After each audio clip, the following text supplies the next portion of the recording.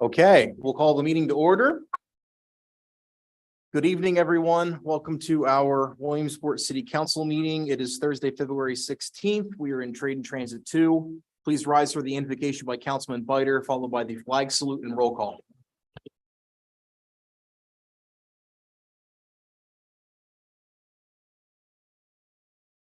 As public servants, we come before you this evening and ask for your strength.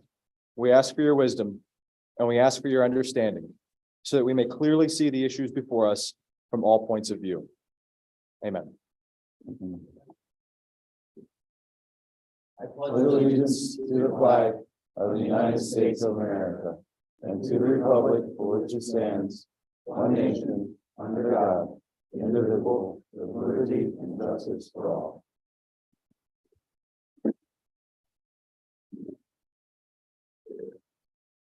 Mrs. Frank, would you call the roll? Mr. Allison, Here. Mr. Mackey, Here. Mr. Pelisi, Here. Mr. Biter, Here. Ms. Mealy, Mrs. Katz. Here.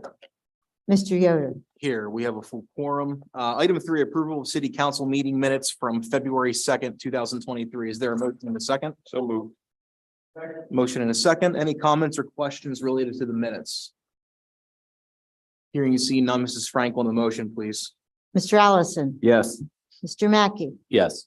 Mr. Pelisi, Yes. Mr. Biter, Yes. Ms. Mealy, Mrs. Katz. Yes. Mr. Yoder. Yes, motion passes 7-0. Item 4, limited courtesy of the floor. We've had no requests tonight. We're going to jump around just a bit here tonight. We're going to jump down to item 20. We have a subdivision lot add-on for Woodland Heights Development LLC. Is there a motion and a second? So moved. Second. Motion and a second. Mr. Narr, good evening, sir, and welcome. President Yoder, members of council.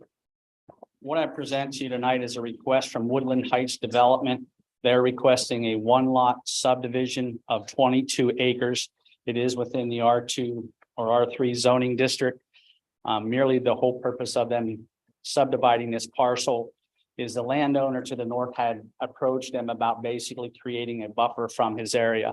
It was reviewed by both Lycoming County as well as planning with positive recommendation. It also, because the 22 acres will be leaving the city's tax rolls and going into Old Lycoming, it was reviewed by Old Lycoming Township and they recommended approval last night. So at this point in time, I can answer any questions and I do have a representative here. All right, thank you, Mr. Narr. Are there any comments or questions from members of council on the subdivision? Mrs. Mealy. Want to knock or hit the mic? I'm sorry. Sorry. Yep, no worries. Have we met the requirements for that planning and community development from the county suggested? Yes. We made the modifications? Everything, all what you have in front of you have all been corrected. So you have a corrected copy. The only thing that plans that you don't see before you are the signatures from Old Lycoming Township.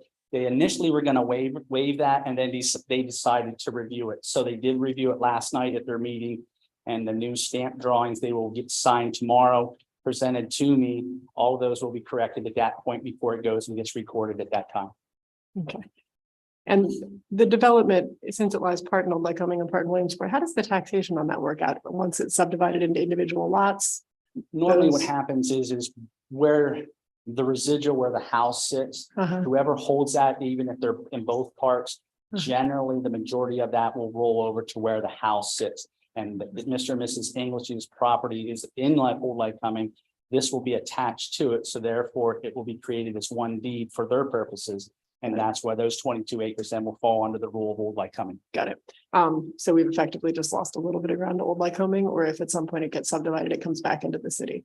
We'll lose that on our tax roll, but believe it or not, because of the development that we have coming up with Woodland Heights, we'll make up on that. Oh yeah, no, I'm not concerned. I guess what I'm saying is if at some point the property were to be subdivided again in some way or another, would that land come back to the city? No, it would stay within theirs. I can tell you this, if you've ever been up there, no one's going to develop it because it's a ravine. Oh, okay. So, and unless they're going to spend millions and millions of dollars just for subdivision, just for land, stormwater, but it'll never come, it won't come into the city. Okay, got it. All right, thanks, Gary. Thank you, Ms. Mealy. Any other comments or questions? All right, hearing and seeing none, Mrs. Frank on the motion, please. Mr. Allison, Yes. Mr. Mackey, Yes. Mr. Pelisi, Yes. Mr. Bider, Yes. Ms. Mealy, Yes. Mrs. Katz, Yes. Mr. Yoder. Yes, motion passes 7-0. We'll move to item 20. A lot consolidation for 719 and 723 Sheridan Street. Is there a motion and a second? So moved. Second. Motion and a second. After you, Mr. Nar. What we have before is a request from Brian and Katie Coffey. The property is on Sheridan Street. What it is a one lot, it's a consolidation of two parcels into one. If you recall, probably about a year ago, you guys reviewed it. There was two separate parcels. With those two separate parcels, there was a demo of the house that came before you. So they demoed that as part of combining everything. They're doing a lot consolidation of the two parcels at this time. It was reviewed by county. The county's comments, everything has been corrected. I do have the signed updated ones. Providing council approves this evening, we'll get our signatures on it and it'll be recorded probably within the next week. And again, it was reviewed by both Lycoming County as well as our planning commission. All right, thank you, Mr. Nar. Are there any comments or questions from members of council on the lot consolidation? Okay, hearing and seeing none, Mrs. Frank on the motion. Mr. Allison, Yes. Mr. Mackey, Yes. Mr. Pelisi, Yes. Mr. Bider, Yes. Ms. Mealy, Mrs. Katz, Mr. Yoder. Yes, motion passes 7-0. And then item 22, we have a demolition. Thank you. You're welcome. Thank you. We have a demo application for Prismian Cables and Systems LLC at 409 Reichard Avenue. Is there a motion and a second? So moved. Motion and a second, Mr. Nar. What you have before you is Prismian Cables and Systems LLC located at 409 Reichard Avenue. It is within the ML zoning district. They are requesting a partial demo of an existing building. You do have a sketch plan in front of you. You do have pictures of that. That small area, that small building portion is being requested to be demo for further expansion of their facility, which would make it more feasible than the current building that they have. So basically at this time, like I said, they're requesting partial demo. They will address stormwater.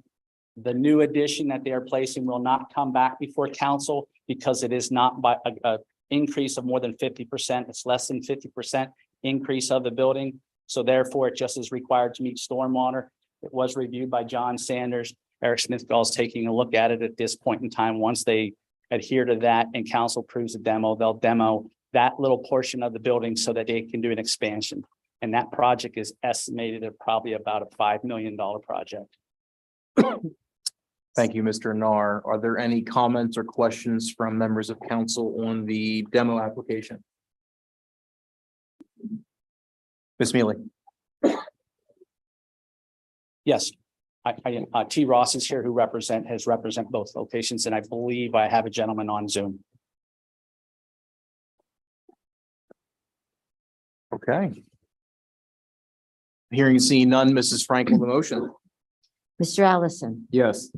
Mr. Mackey, Yes. Mr. Pelisi, Yes. Mr. Bider, Yes. Ms. Mealy, Mrs. Katz, Yes. Mr. Yoder. Yes, motion passes 7-0. Thank you, Gary. We will jump up to item 6, Mrs. Frank. An ordinance ARPA transfer number 5 in first reading, Project Ed. Is there a motion and a second? So moved. Second. Motion and a second. Mayor Slaughter, welcome, sir. Yes, good evening, President Yoder, Vice President Katz, members of council administration. What you have before you is an ordinance in first reading for Project Edge, which goes hand in hand with the demo that you just approved. It is $125,000 transfer from the RDA, which still leaves a little over $1 million in our redevelopment authority bucket of ARPA money to transfer to this project, which Mr. Nard just described as the demo and then subsequent expansion. And we do have Jason Fink here this evening, who has been very involved with the project as well, if there's any additional questions from council. Thank you, Mayor Slaughter. I know this was reviewed in the Economic Revitalization Committee. Jason, I know you mentioned that there's some other specifics you were interested in presenting to council. We can go in whatever order everybody's comfortable with. Jason, the floor is yours, if you wouldn't mind sharing anything additional. Yeah. Okay, we definitely don't want that. Appreciate you all taking this under consideration. What we're looking at is associated with demolition. We're also looking at a 51,000 square foot expansion of the facility. It is with Prismian Group. They are looking at adding 27 new jobs with the expansion. They are anticipating 3 new hires in Q2 of this year, with the remaining 24 in Q2 of 2024.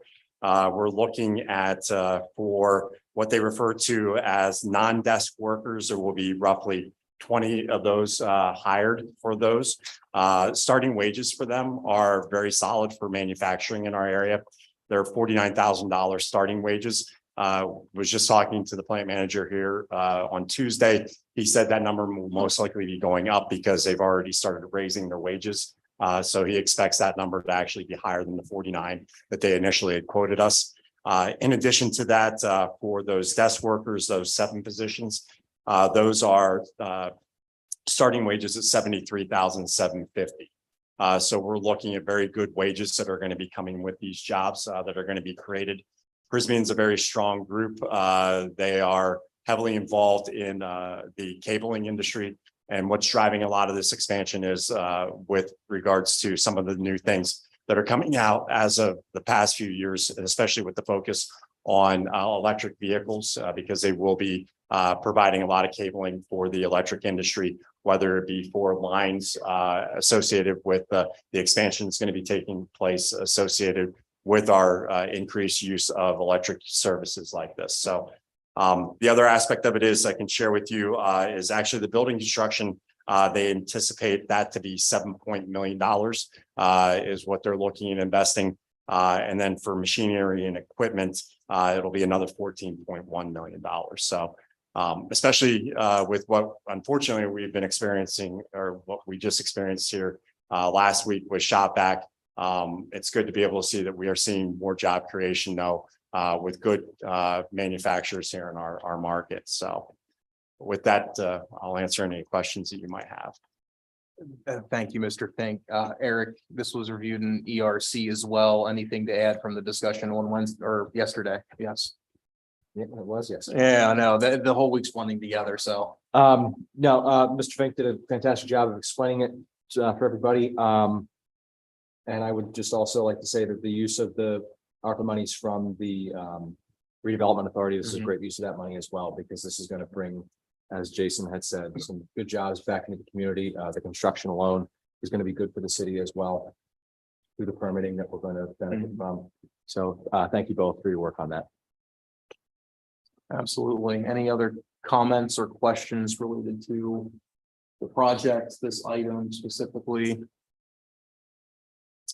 Yeah, I think this is a pretty easy one to do. We're getting a pretty big bang for our buck. We're really helping our industrial sector. And so thanks for your work on this, Jason. Mayor Slaughter, thank you for your support on this and everybody involved. So Mrs. Frank on the motion, please. Mr. Allison. Yes. Mr. Mackey. Yes. Mr. Pelisi. Yes. Mr. Bider. Yes. Ms. Mealy. Yes. Mrs. Katz. Yes. Mr. Yoder. Yes, motion passes 7-0. Jason, thank you very much. Thank you all for your support. Appreciate it. Absolutely. We will jump up to item 5, reappointments. We have 2 reappointments to the Brandon Park Shade Tree Commission. William McDonald and Jennifer Dudek, both reappointed to 5-year terms, both commencing on February 16th of 23. Mr. McConnell's ends January 1st of 28. Ms. Dudek's ends January 1st of 27. Is there a motion and a second for these reappointments? So moved. Second. Motion and a second. Mayor Slaughter. Yes, good evening again, President Yoder. Sorry, Vice President Katz, members of council administration. Yes, you have Bill McConnell, Jennifer Dudek, both for reappointments to Brandon Park Shade Tree. They both have been on Brandon Park Commission and Shade Tree, doing a great job. Jennifer is a master gardener as well, and through her day job with our Public Works Department, does a great job of caring for the parks both during the day and then in her off time as well. She thoroughly enjoys that. And so she's been a great asset. And Bill's been a longtime member of our Brandon Park and Shade Tree and lives on the park and deeply cares about it as well. So bringing both of those to you for your consideration and reappointment. Thank you, Mayor Slaughter. I don't believe we re-interviewed these two this week. Are there any comments or questions from members of the council? I have one. I know we have previously talked about when we've run into it a couple of times before we've appointed city employees to commissions. I know we've talked about the idea of trying to whether it's come up with a policy to eliminate conflict of interest, more so for the employee that we're not putting them in a position of compromising, job or any of that kind of stuff. Have we been able to make any kind of progress in I that? know Molly endeavor? was looking into what other cities have done, and I know she's Okay. not here tonight, so I can check with her tomorrow to see. I mean, obviously, Jen's been on there and it's not, this isn't a controversial one. No, We're looking absolutely into it not. and see, and I don't know.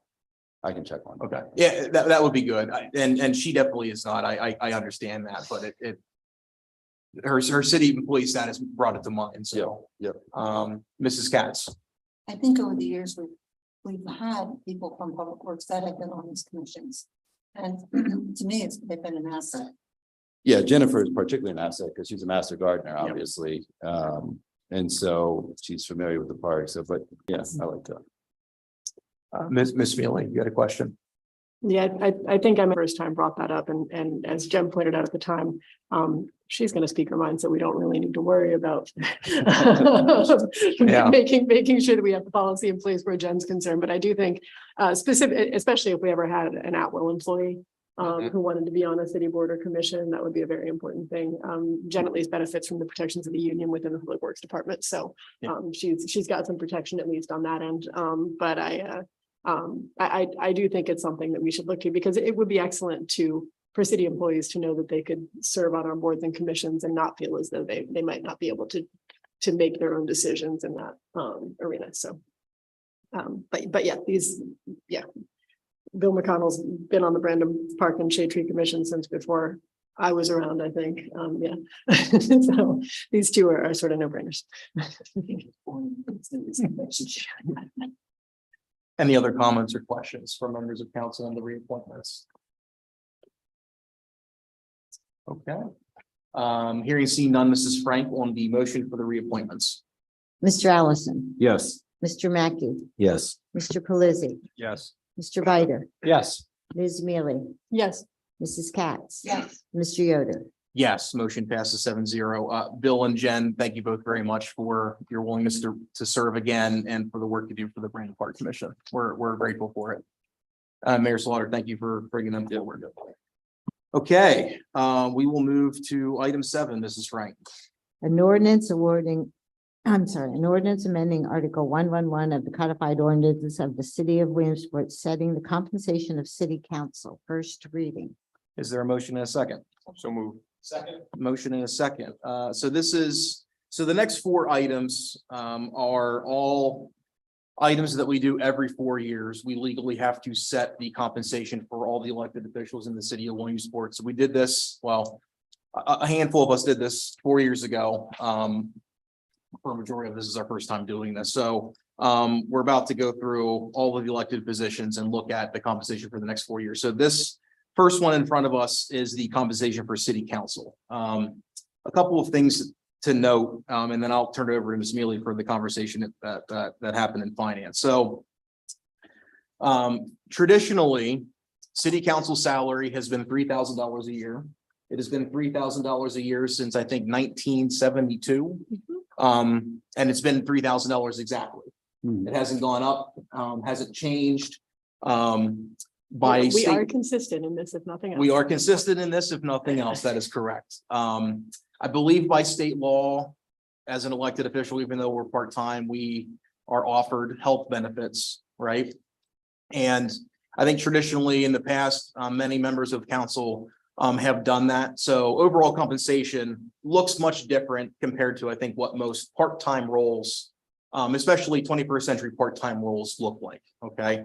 And I believe this was part of the discussion in finance, what we have looked at doing is shifting the compensation structure to be more in line with a part-time role in the 21st century, and maybe even be more in line with what other third-class cities are doing, okay?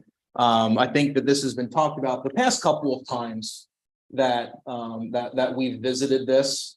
I remember sitting in the cheap seats 4 years ago, and I remember Joel Henderson specifically saying, we got to look at this at some point. So it stuck out to me. So over the next couple of readings, I think might actually take a stab at this. So as it reads today, we are shifting the salary and changing the salary to about $10,000 per council person. That's a $7,000 increase. And I think with the goal or intent of not taking insurance, that is a net decrease in compensation for council members, is a net savings to taxpayers to the tune of anywhere from about $80,000 to $120,000, depending on every year what members of council elect or not elect to take the insurance benefit. So it's a little bit of the intent back there. I know that our city clerk, Janice Frank, reached out to a number of municipalities the past couple of days to kind of see what other cities are doing. I think they all kind of do it a little bit differently, but from the quick review of what I at least saw, and I won't speak for other people, I think that this salary does line up within the realm of reason compared to other similar cities. York was one that was sent to us. I think they're actually, for their population is a little bit bigger. But I think this was close to that. I feel like Allentown was one that was sent over. I think this, and so there's some comparison that we can go off of, at least that we're in the ball game or comparable to other similar municipalities that of shape, size, scope of what we do, et cetera. Okay. So that's kind of how their ordinance reads. It's a little bit of background for other members of council, the public, on what we have in front of us, why we have what we have in front of us. I'll turn over to Ms. Mealy. I know this was discussed in the finance committee, and I'm sure that there will be some other dialogue that we will have as a group of 7 here as well. So Ms. Mealy. This was discussed at length in the finance committee and in all sorts of ways. And it is, I think, it's a difficult issue because we haven't adjusted the salary in such a long time, and yet discussions that I've heard previously about this, at the time that healthcare was included as part of the city council package, it was basically a throwaway. I mean, it didn't really cost you anything. And now, depending on whether a council member takes a single health insurance for a single person, health insurance for a family, it can cost the city anywhere from say $7,000 to $25,000. And that's also a huge variation in compensation across the 7 members. You know what I mean? Like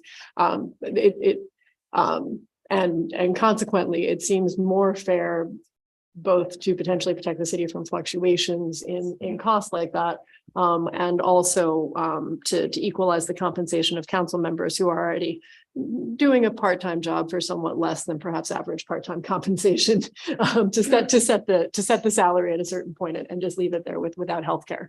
The one thing that I think, and we had some debate, and I think it will probably continue over the next 2 weeks, in spirited debate about what exactly was a fair part-time salary. The one thing that I think we need to take into consideration, not necessarily for the benefit of those of us currently sitting here, but for the future, is that we do want to continue to attract interested individuals who are passionate about the city, and for some of them, doing a part-time job that doesn't really even have a standard part-time compensation may not be feasible given the way that they structure their lives, and so I think we do need to try to bring this somewhere into the realm of reasonable compensation for the work done. But obviously, we know that elected officials up and down the scale don't necessarily make as much as they would make in the private sector. And I don't see any reason for us to necessarily try to compete with private sector either. I think that's the gist of the discussion at the finance committee meeting, although I'll defer to others. The one other point that I would make, just as we think about this until the final reading in 2 weeks' time, is that we had decided the city wouldn't provide health insurance. The two other items we need to consider are there was at least one municipality of those that we looked at that allowed council members to buy into the city's health insurance at prevailing rate, which I think might be a nice thing to be able to offer to our council people. And then the other question is pension. I think all of us are included in the pension plan by default currently, and we will need to think about whether or not that's something that we want to continue with. I honestly think, Derek, if you could ask Molly to think about that a little bit. I'm not sure to what extent I wouldn't want to in some way or another weaken the city's pension plan by pulling 7 folks out of it. If that somehow weakens our buying power, Yeah. and are partially vested, and 20 before you're fully vested with the city. So it's kind of a non-issue, but if we're impacting something on the other side, we wouldn't want to do that, but otherwise it's something we should consider. I think that was all of the discussion. If anybody has anything else to add, they remember, I'll defer, because there were 5 of us there. So there are many people who might have a different recollection of that discussion. And of note, the other thing that is different this time around that has not been the case before, we are now escalating the salary year over year in line with what every other elected official in the city of Williamsport is doing.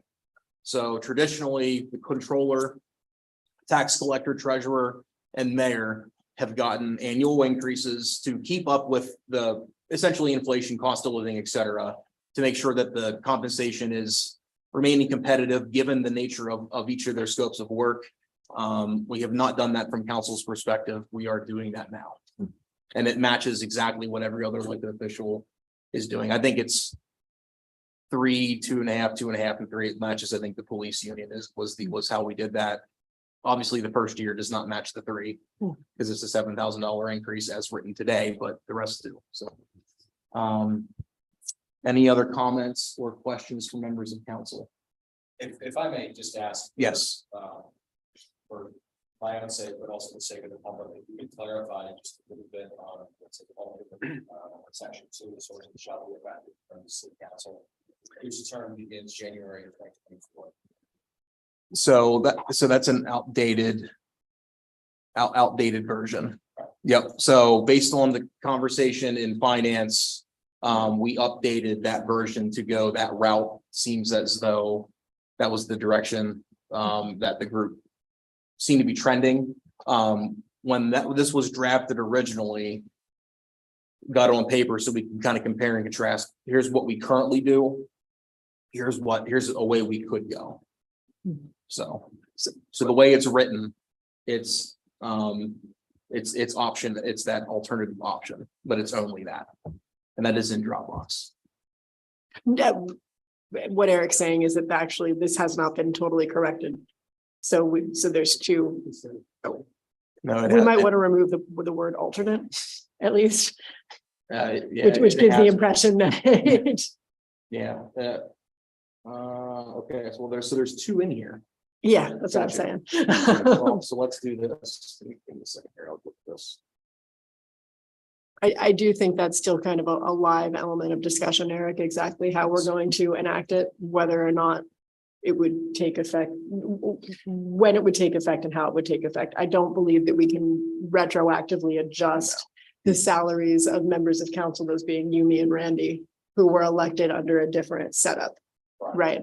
But we can, so anyway, yeah, then we would briefly be operating under different packages, basically. So Norm, correct me if I'm wrong, but if I understand it correctly, salaries take effect when you start a new term, correct? Correct. And I don't think that we can, so if we would pass this as is this weekend, next week, okay?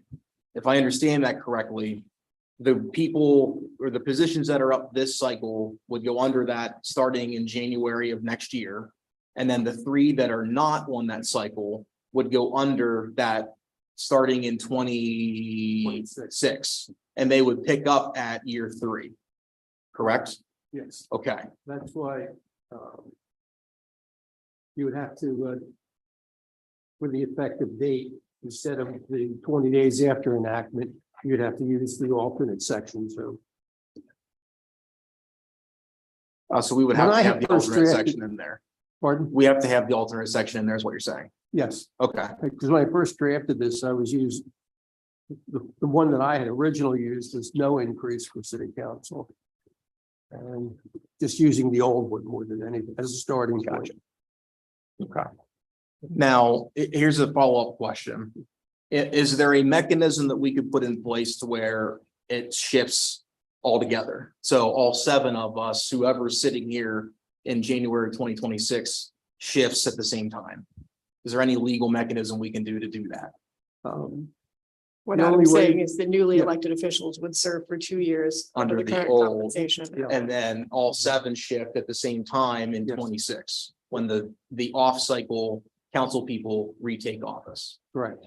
Is there a way to do that? You could do that as, because the person who's running in Mm-hmm. 2020, for example, if you're running for reelection, your term begins in January. You can still make the salary structure Mhm. and the health insurance structure the same for the first 2 years. Gotcha. And then, because there'll be maybe new people on council or people getting reelected, you would have it kicking in on years 3 and 4 of this ordinance for everybody. Okay. Tell me how you want it structured and I'll try to draft it. Sounds good. I think if we could see language for what that would look like, Norm, that might be the best idea. That would be helpful. Okay.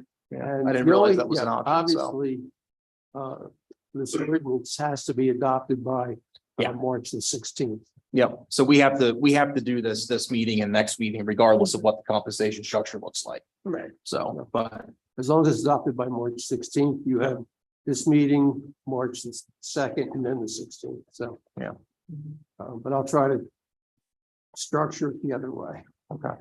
That would be something that I think would be good to look at. Okay. The only thing I probably wouldn't put in would be the numbers, but I'll just Yeah. go to really restructuring the effective date. Okay. And Norm, there is no way, even with the votes of the people who are currently serving on council, to put all of us on the same page starting in 2024. No, you Right. can't, because you can't change the salaries of the elected officials. Yeah, Yeah. it makes sense. I just wanted Yeah. to double check. Because that would be the simpler way to do it. It would be, but. Because I would feel think bad it's for all the people who might run for city council this year who have to have this explained to them. Unfortunately, it was a very simple way to draft it. Okay. Okay. So if I may jump in, I have a quick question. Mr. So if Paulson. we elect to make the salary changes on the next election cycle year of 2026, Mhm. correct? So we'll all continue to take the same exact salaries with the same exact insurances that are offered. So for the next 2 years, we'll continue to, okay, continue to incur that cost for the insurance that's provided to all of us, to the city. Okay, Yep, that is an option. Yep. okay, just checking. Or put it this way, it would remain an option for anyone who was elected, even if all of us decided that if we got reelected, we're or whatever, we're no longer. It would be an option for the people who were to be elected to our seats if that were to happen. Yeah. Any other comments or questions? Mr. Mackey? Just to piggyback off of what Councilwoman Mealy said, in terms of being competitive and getting people off the couch, I think for me, that is the biggest issue here. And at $10,000 a year based off a 20-hour work week, we're looking at $10 an hour.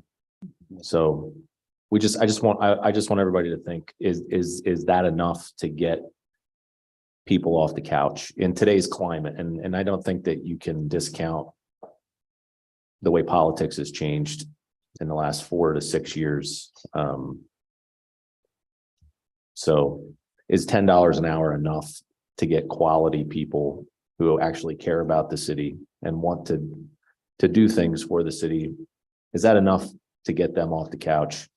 It was enough to get me off the couch. It's enough to get all of you off the couch, but I hope, I'm trying, that's what I'm trying to say is I just want to make sure in terms of competitiveness, we are being as competitive as we possibly can be and still save the taxpayers' money. So, I mean, I think Pennsylvania is near the bottom in terms of minimum wage, right? Was it $7.25 an hour? That's about as low as it gets across the whole country. So. State legislature. John, I think it's a very valid point. I mean, I think we've kind of talked about this a little bit, right? I mean, there's really two questions when you're looking at reframing, I think, compensation. At least in my mind, does it line up with the market, right? As far as what other cities are doing. And I think this does, but the separate question is it fair and is it enough to attract good people, right? And it's a very good point. And I'd say that because in my starting 4th year on council, I mean, I think we've got a really good group, and I've been really fortunate to serve with all 6 of you and Dave Banks for 2 years before Mr. Biter came on board, and we've probably had to go through some really crazy tough decisions compared to a lot of other councils. We've all had our disagreements. I think that's a good thing. And I think that the quality group that we have is and being able to have good disagreement and work through and come up with really good ideas is what makes this group so special. And I think we want to keep that. I mean, we're not all going to be here forever, right? And so we want to ensure that when we all decide to hang it up, and put our efforts elsewhere, that we have other good people coming to the table that can kind of carry on that tradition, right? And so, John, to your point, I think it's a good question. And I think it's a question that only each of you individually can, I think, work through and figure out over the next 2 weeks. And, with whatever we come up with, we have to work through that, I think, at next reading. That's not probably not the answer you want to hear, but it's a thoughtful and very valid question in my mind. Yeah, I don't think I was looking for any particular answer. I just wanted to get that out there. And I think you did a great job of explaining to the public exactly why we're doing this. I mean, we're ultimately trying to save the city money. Now, I know the headline's going to be city council gives themselves massive raise probably, but the facts aren't going to, but this is a difficult conversation to have because we're essentially sitting here arguing about whether or not we should give ourselves, as we currently sit here, more money. But I mean, my term is up at the end of the year. There's no guarantee that I will get reelected. So again, my concern, again, is that we continue to get quality candidates to run for city council and to sit up here in these seats when we're not sitting here and continue to push the city forward. And I will echo your comments. I said it on Tuesday. Yeah, I mean, this is a great group of people and I've learned a lot from each and every one of you. So at any rate. Mr. Pelisi. Thank you. Now, I certainly understand where you're coming from, John. I definitely do. It's definitely current economic times are very straining. We are way behind the times as far as the salaries that are set. Ultimately, like you said, you presented it that even with these salary increases, and you did say that on record now, so they can quote you and put that in the paper. I'm not going to reiterate it, but yeah, yes. But ultimately, it is a net savings, even though it is a rather large increase. It is a net savings. And to your point, Councilman Mackey, I understand what you're saying about wanting to try and incentivize people monetarily to come out and get more involved. Obviously all of us are here with the salaries that were set before. And I think ultimately, and I'm not going to speak for anybody else but me, I got involved because it's, I guess we could all say it's a labor of love. We do it because we love our city. We love the future, the ideas of what the future is going to look like for the city, the generations to come. Some might even call it labor lunacy, who knows, with everything that we've gone through. But I think that the increases, personally, I'm perfectly content with them. I would have been perfectly fine with them the way they were, but again, I understand with the insurance purposes that ultimately this is a rather large net savings. I think they're fine the way they are. Again, I know where you're coming from, but I think if we were to make it too high, I wouldn't want people coming out and running for office for what I perceive or what I would see as the wrong reasons, and that just being for money. Right? We're all here because we care about the city. We care about every single person in here. We care about the tens of thousands of people that live here in the future for every single person. So that's just personally where I would come from. And again, I understand exactly where you're coming from, Councilman Mackey. I really do. It's we certainly need to try and incentivize. I think where they're at, I'd be perfectly content with.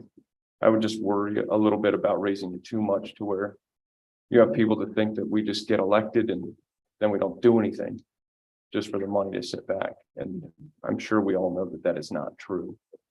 And there's weeks that I feel like we put in more hours in 1 week than we do at our normal jobs.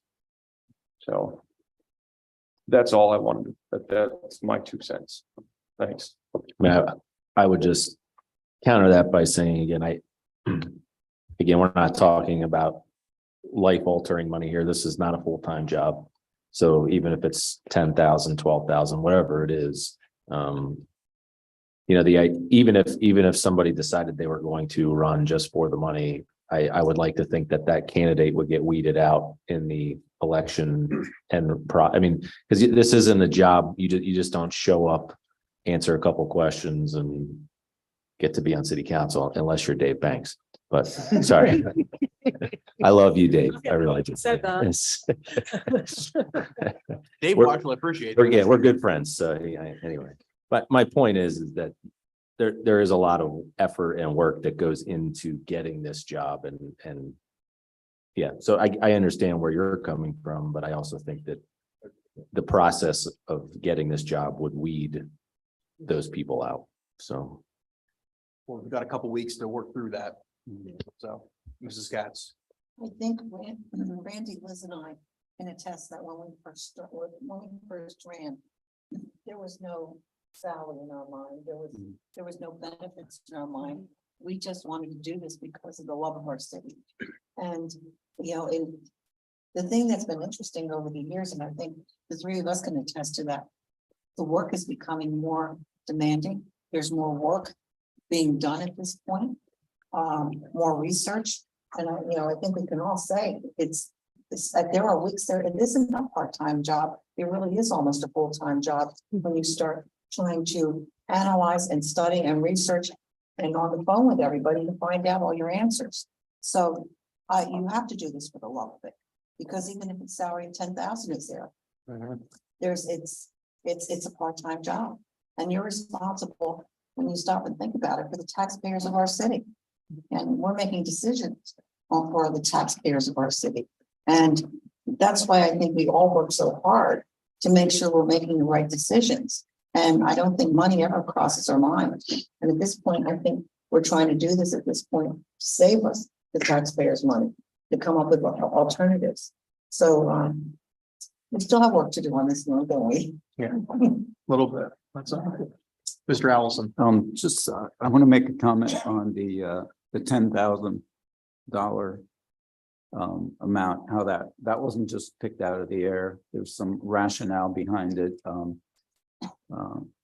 Council President gave us some of that background information, and it's based on percentage raises over the years. Had it been like that in the early 70s, but if you think back to the early 70s, $3,000 went. It was a decent wage. It didn't get you upper middle class or anything, but it was, it was a lot of money back then. Plus the benefits along with it, the pension, and the councils before that and Norm can vouch for this, I believe, we're under a commission type where they actually oversaw departments. So historically, that transition, I think, carried with it that impetus of being a full-time job. So the wage pretty much met that at that time. So Didn't know that. yeah, so we're kind of, I think we're bringing it into a balance that's more rational. That $3,000, what just hung out there, and while over the decades, life changed and everything else changed, that never did to reflect the reality of what was going on. So we're really bringing ourselves out of the 19th century into the 20th century and finally in the 21st century, I think, by making this move. And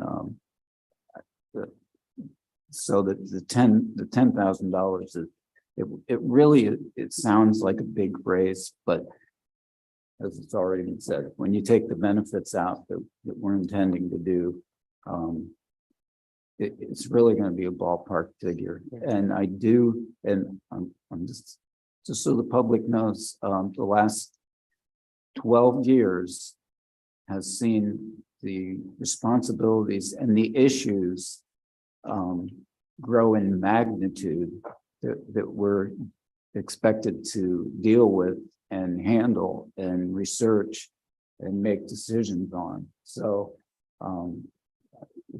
it might be a part-time job, air quotes, but it's full-time responsibility when you weigh out the kind of issues that we have to deal with now.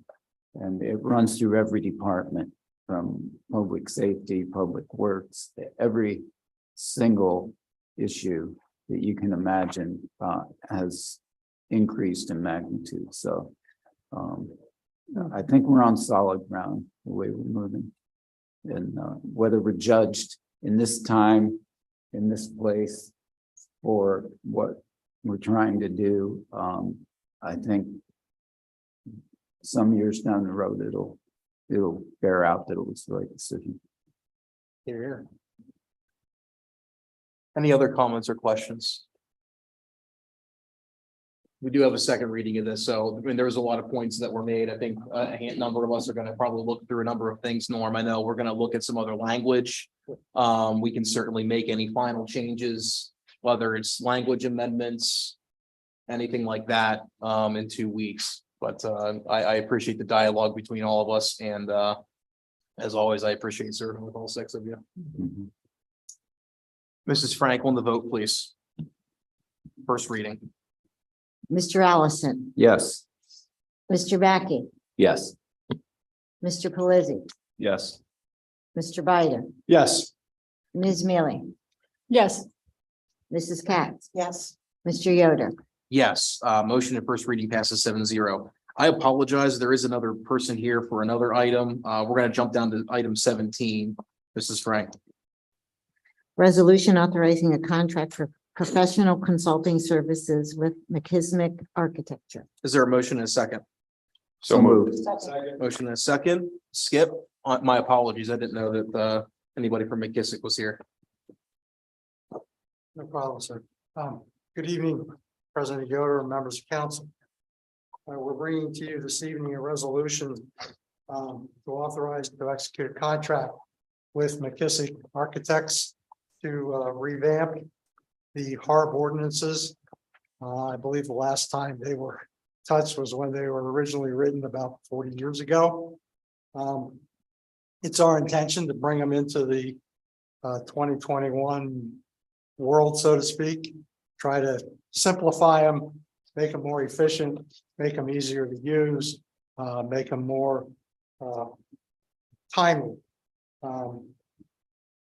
The funding for this is the cost of the contract is $12,000. The city was awarded $10,000 from the State Historic and Museum Commission for this purpose. It does require a $2,000 match, and I believe the most effective line item to draw these from is from the legislative contingency line item. Mr. McKissick is here to answer any technical questions you may have. This was reviewed by Austin White and was presented to the ERC. We're here to answer any of your questions. Thank you, Skip. Eric, this was reviewed in ERC. It was reviewed in the ERC. One thing that I would like to ask of you, Mr. Memmi, if you could just explain a little bit more of what the Historic Architectural Review Board, what that's doing and why this is a good thing for us to revamp after 40 years. The intention and Vern, if you want to jump in here also, I greatly appreciate it if you want to step up, but our intention is to take an ordinance that protects the historic character of certain areas of the city and keep them as they were constructed back in the 1920s, maybe even before. There are certain areas of the city that are federally mandated as a historic district, particularly Millionaires Row and the blocks in and around that area. There are some other buildings within the city that also carry that type of designation. It's our goal to maintain that character. Multiple reasons. One, it's great to preserve our history, but there are economic values to preserving those types of structures.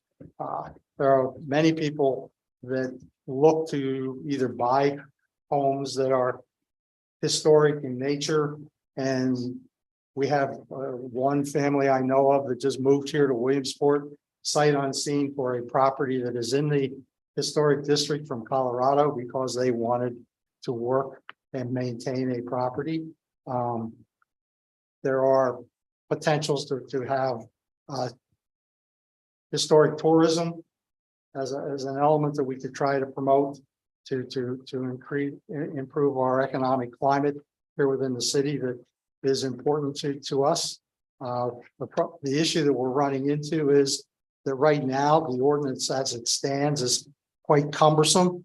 The process takes at best 60 days and sometimes as much as 120 days to get through all the requirements. And so we're trying to make that more efficient so that if someone is in the historic district and they want to do a new roof or do those types of things, it isn't as time consuming, and that they can get through the process so that they can go to codes and get their permits for their project. Because as the ordinance reads, they have to go through the hard before they're allowed to ask for a building permit.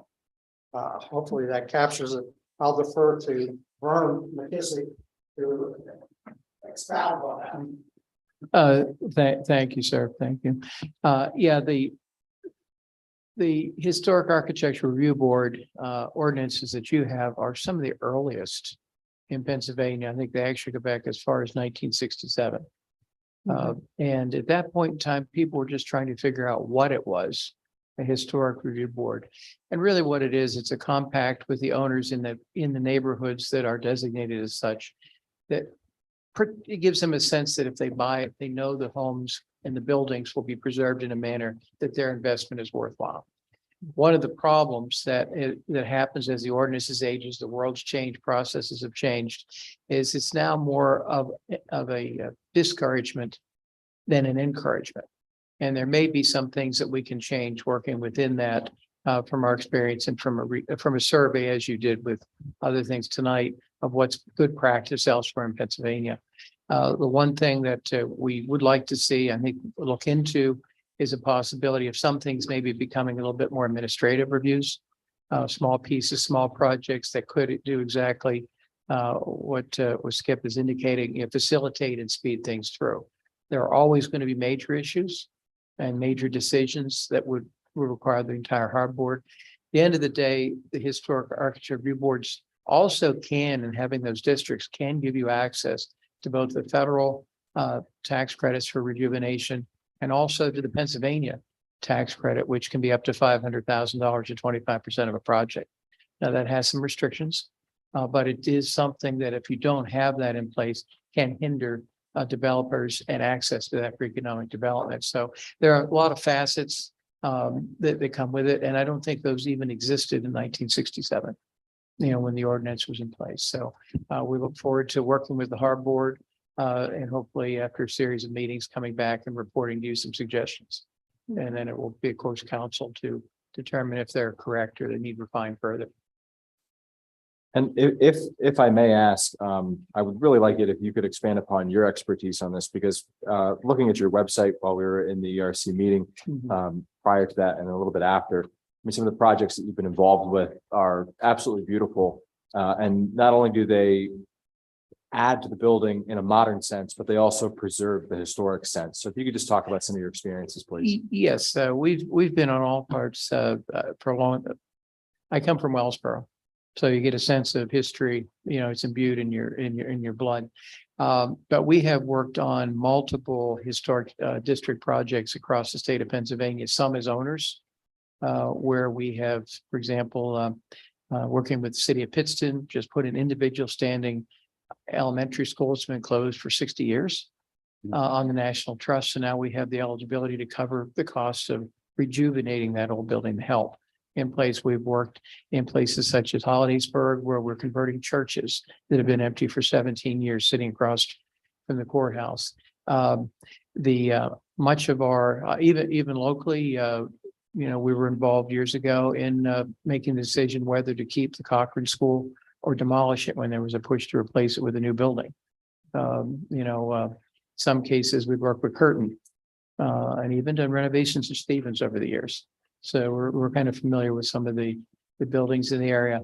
My associate who will be assisting me with this, Trina Gribble, she has been the chair of the Harrisburg Historic Architecture Review Board for about the past 12 years, during which time they completely rewrote their ordinance, completely rewrote their design guidelines, and brought it all into a much more modern and effective toast of that.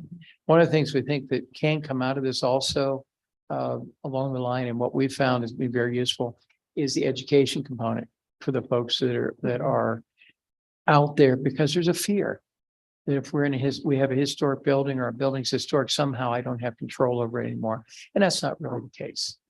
And we want to make sure the ordinance defines what that means, and everyone can have an assurance that it's a good thing. And it's a tool for you. Thank you very much for sharing that with the full body of council, because it is very educational. And the fact that you have already had some experience here locally, I think speaks volumes for the decision that we're going to make, which I would say would be unanimous at this point, unless anybody has other strong opinions about it. Skip, thank you for bringing this forward to us. Thank you, Eric. A question, a comment, and then I think a couple of members of council have a question. I don't know if it's for you, Skip, or for you. So the $2,000 match, can that come out of any kind of work that the city has already done in investigating this, or does it have to be straight monetary match? Okay. And just to comment, the reason I asked that, Councilman Mackey and I took probably a solid day, and I think we literally drove every street of the historic district. Was it 2 years ago? In an effort to actually do this. And we have maps of a couple of ideas of, and at least in our minds, what actually qualifies as historic, what does not. I'd be happy to share those with you if they're helpful. The historic district, it's generally a good thing, right? And it preserves our history. The tax credit thing is new to me, and we should really figure out how to use that to our advantage. As you go through and you see, there are homes and structures in that I would definitely say are not historic, and they are in serious need of rehabilitation. And there's people that live in them that can't afford to do it, especially under the rules. And I think guidelines that HARB tries to maintain. They're trying to do a good thing, but there's areas of the district that it is prohibitive. So anything you can do to coach us on how can we address that problem, I think would be very, very beneficial. Well, one thing immediately comes to mind, we've done a number of consulting projects through the PHMC. One of those along the way was for the borough of Hollidaysburg. They had established a historic district in 1972. And as you kind of indicated, many buildings that had been historic really weren't anymore. Buildings that should have been historic were considered not to be part of the district. And there, we were successful in obtaining a $50,000 grant, which allowed us to go out and photograph all the buildings, update, digitize it, put it into the state secret system, which is the historic registry. So that that material's now been memorialized forever, rather than being in a notebook, stapled black and white photos to a sheet of paper, and the pages fell apart, and they'd lost the history over the years. And so that is something that might be worthy to look at, because we prepared that grant about 5 years ago, and working with the Harbor Board actually, and we're able to get that put in place. So there are other things that this kind of effort, that I think the key thing is you have PHMC kind of looking over your shoulder. So now they'll be vested in seeing a success. Yeah. You know, when you bring another effort forward to them, and they don't have a lot of money, but what they do have, they can't spend very effectively. No, and that's good. So I'll be curious what we can see, what we can do differently to kind of maximize that. I was of the impression we really couldn't do much, given that it was federally done. But if that's not the case, well, then that's interesting news. Yeah, it's really established on the local level, approved through the state of Pennsylvania, the State Historic Preservation Office, which is PHMC. Then it goes to the federal government just for an acknowledgement. The heavy lift is really done at the state level. So Gotcha. we're talking to the right people. You're Yeah. talking to the right people in terms of getting their assistance for this. Good to know. Questions from other members of council, Ms. Mealy? Yeah, this is exciting to me because I would agree with the general sentiment that the process has somewhat become cumbersome. Because I think in 1967, we were so very emphatically attached to retaining the historic elements that we made it intentionally cumbersome. But then over the years, especially with the evolution of digital opportunities and things like that, we're still very much working in the Stone Age, which the buildings are somewhat from the Stone Age, so there's some fairness there, but Right. still. And but that said, I'm assuming this has been made available to you. I mean, obviously the city has our historic district, our designated historic district, which runs a good stretch of 4th Street, a slightly shorter stretch of 3rd Street, and all the communicating streets between. But I believe 4 or 5 years ago now, we also did an update to our list of historic structures in the city. And without any particular plan or intent to do anything with those structures other than list them. And we've done that in the past, but it might be useful to have some sort of a professional take on if anything else should be done with that list aside from that. At the time we did it in part because the State Historic Preservation Office had required us to include it in our demolition ordinance as part of the demolition of the structure by the ball field, by the Little League field. We never did include it in our demolition ordinance, which we still need to do, but we have the list, bare minimum.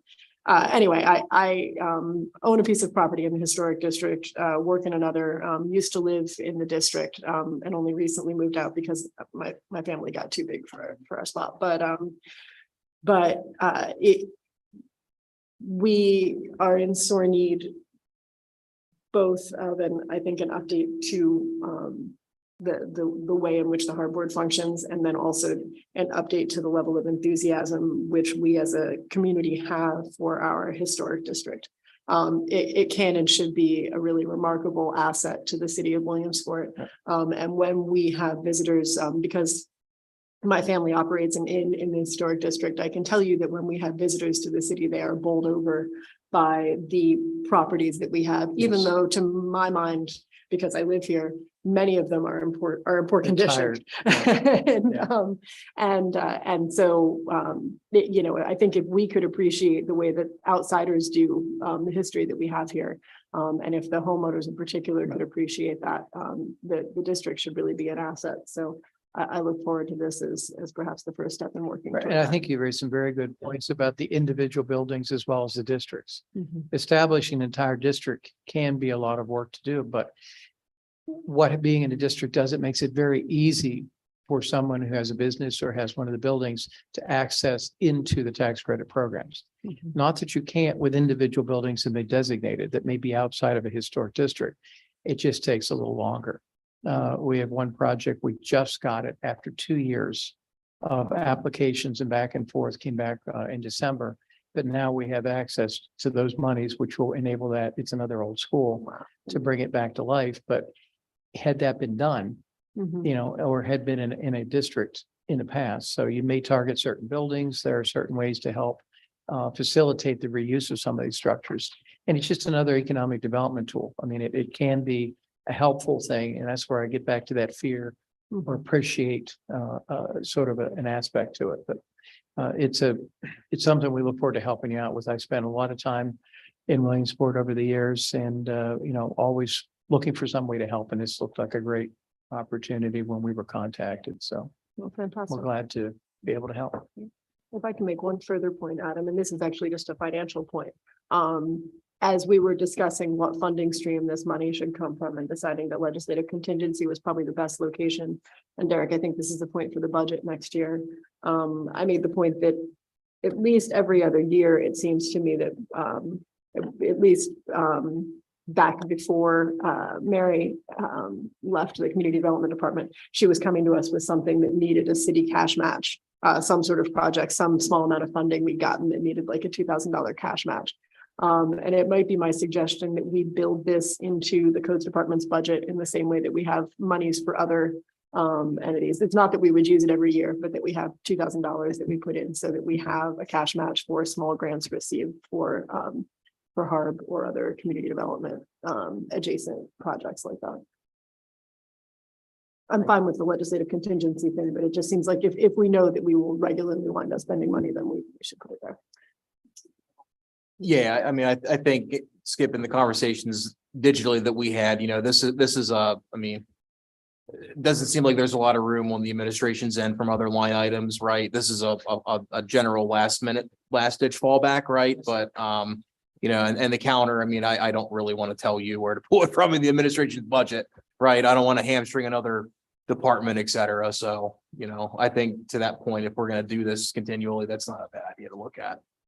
And if I can add to that, you're in Mr. Mackey, you can really do the work. Job in taking of that building, so that would be beneficial to you to have. Yeah. About this process. Well, that's good. That's very good. Yeah, I was surprised about the grant because I mean, I was of the opinion we really didn't have much that we could do. And that was a result of that meeting, right? So, you know, it's good that we can actually do something. So, and I forwarded the map markup that we have, if you would be so kind as to forward that to, yeah. I don't know if it's helpful or not, but it's something. Ms. Mealy. As time permits, or if it's possible within your contract, I also wouldn't mind having some input on the whole procedure. You know, just because I have since I was a kid kind of lived and breathed the historic district, I'd be interested in discussing. Right, and part of our work plan that we had shared did include a council fact-finding meeting as well as Good. on both ends. I should have spotted that. I saw the meetings with Harb, but I didn't spot the one with us, but great, fantastic. Thank you.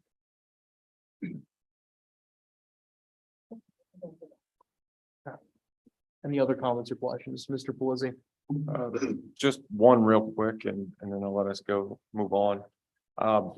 I'm extremely excited to see about this. I mean, to Councilwoman Mealy's point, we have a gorgeous downtown historic area.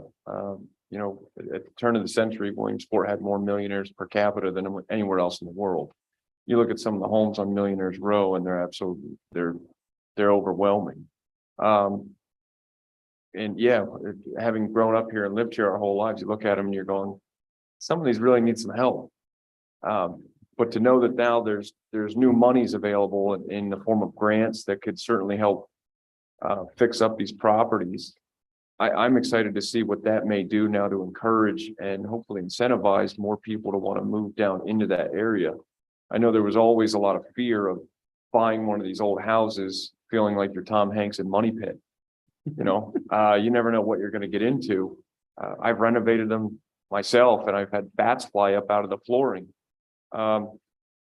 So to know that there's additional money out there, it makes me hopeful to think that this would encourage more people to want to move into that area, knowing that there may be some financial help for them to do the necessary renovations, to get these gorgeous historic homes a bit more modernized. You know, it adds up real quick when you talk about, you know, running insulation in the walls or updating electrical, old copper pipes that are pinholing, you know, remediating lead plumbing. It adds up real fast, and it is scary. It's expensive. So to know that these kinds of funds may now be available through or available to us, I find very encouraging. So I'm very happy to hear that.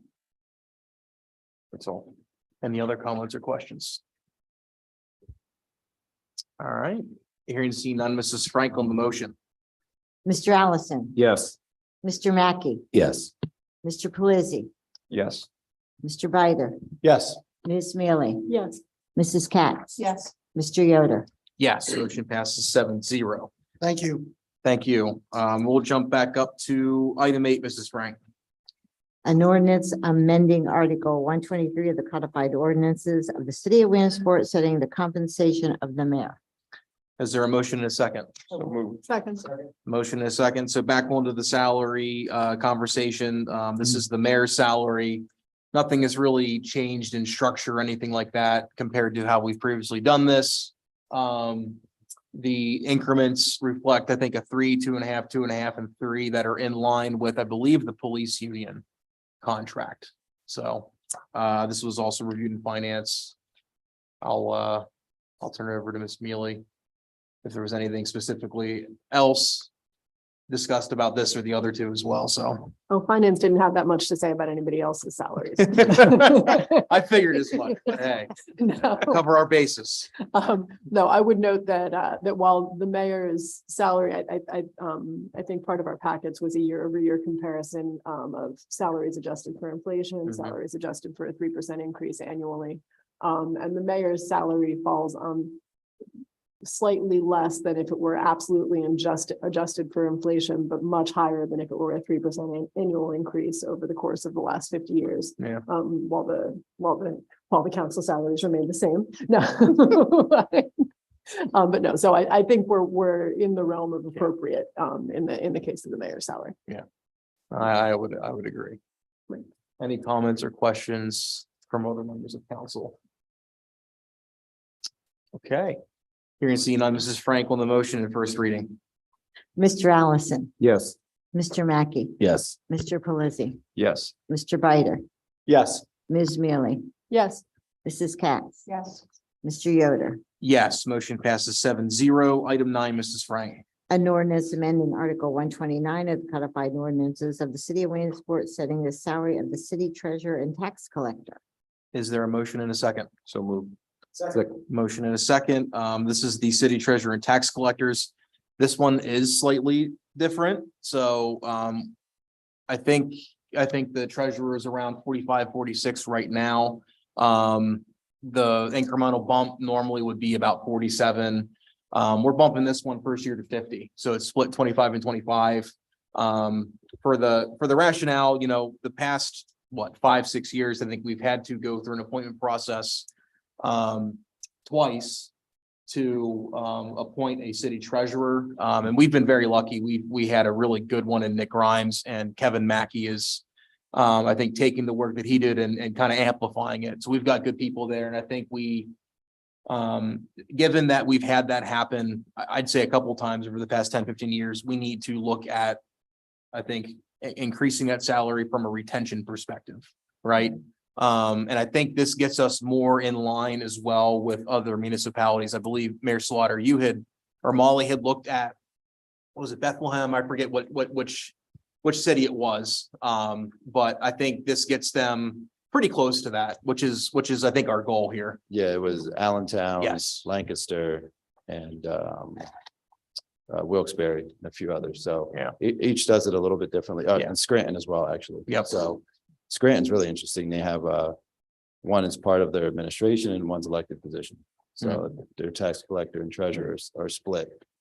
Interesting. And so Allentown has a treasury manager and a revenue manager. So each city is a little bit different. But anyway, yeah, we looked through that and that's Yeah, so we're getting closer to where the market has that position, so to speak. So, and I think we're trending in a good direction there. So that is a little bit different, but everything else applies.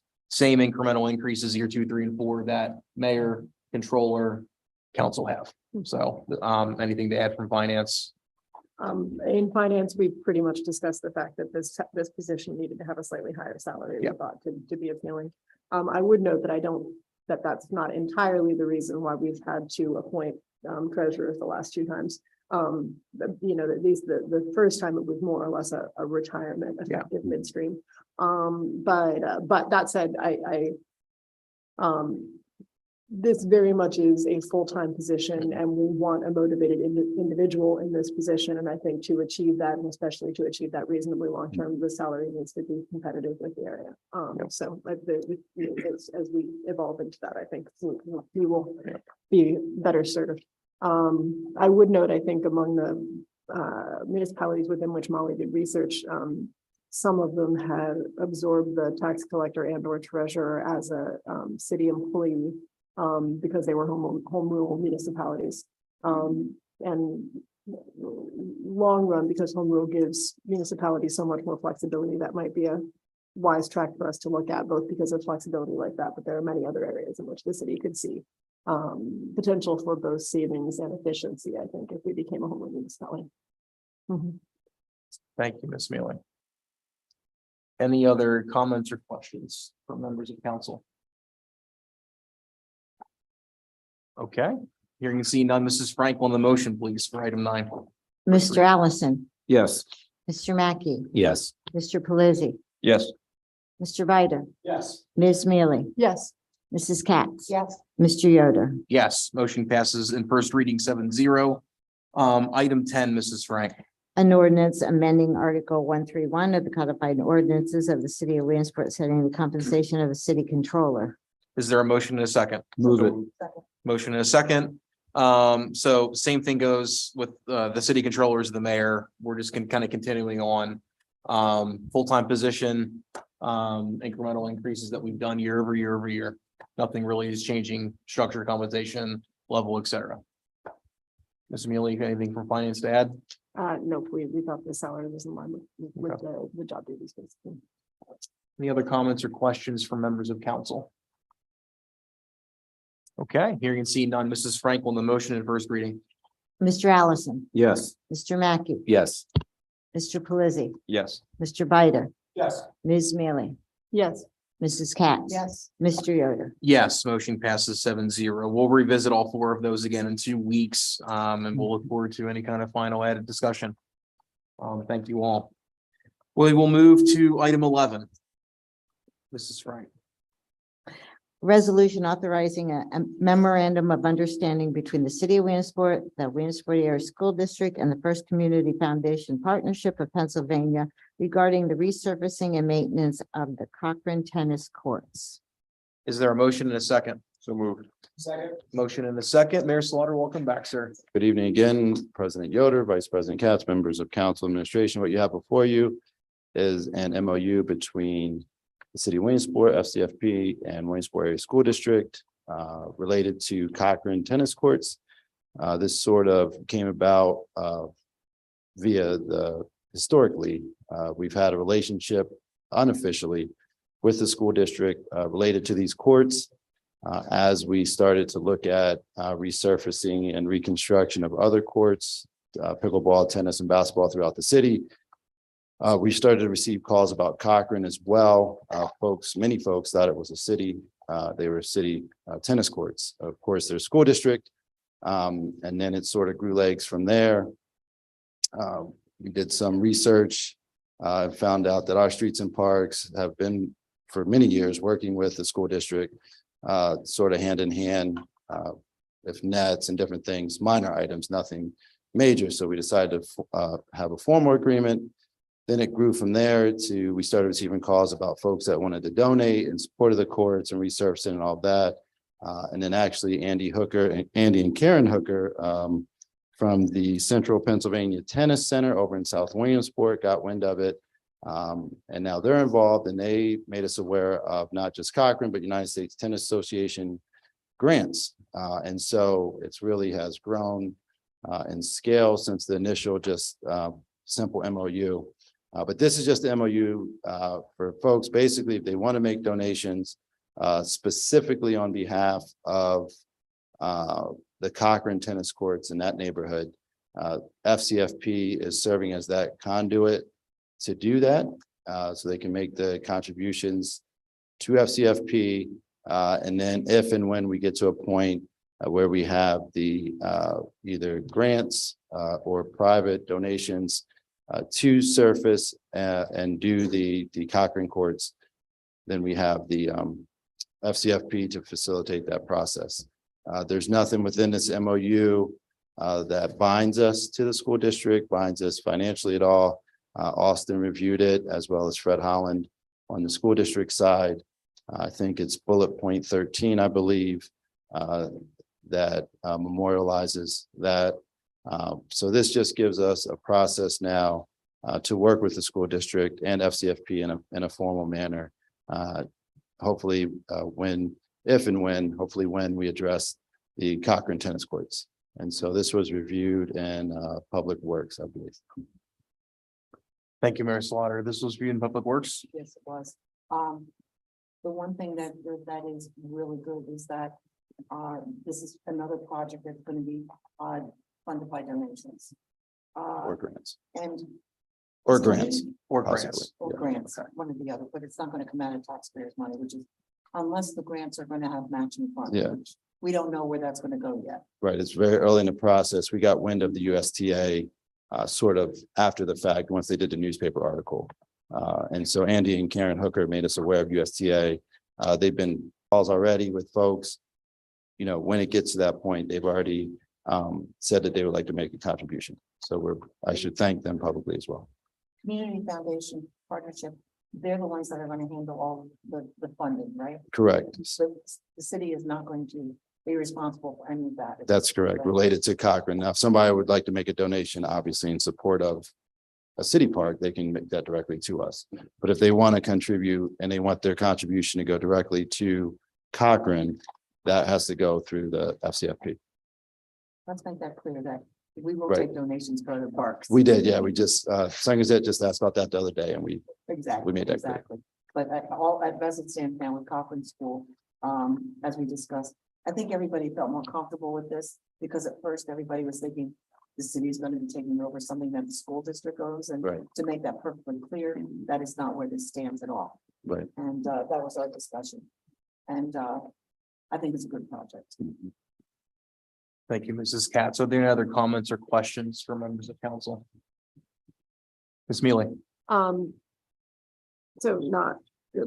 So we are confident of our ability to bring in that $208,000.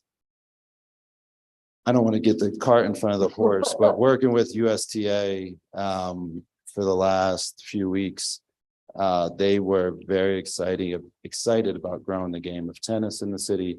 And from my understanding, they funded most, if not all, of the new tennis courts over in South Williamsport when they built those.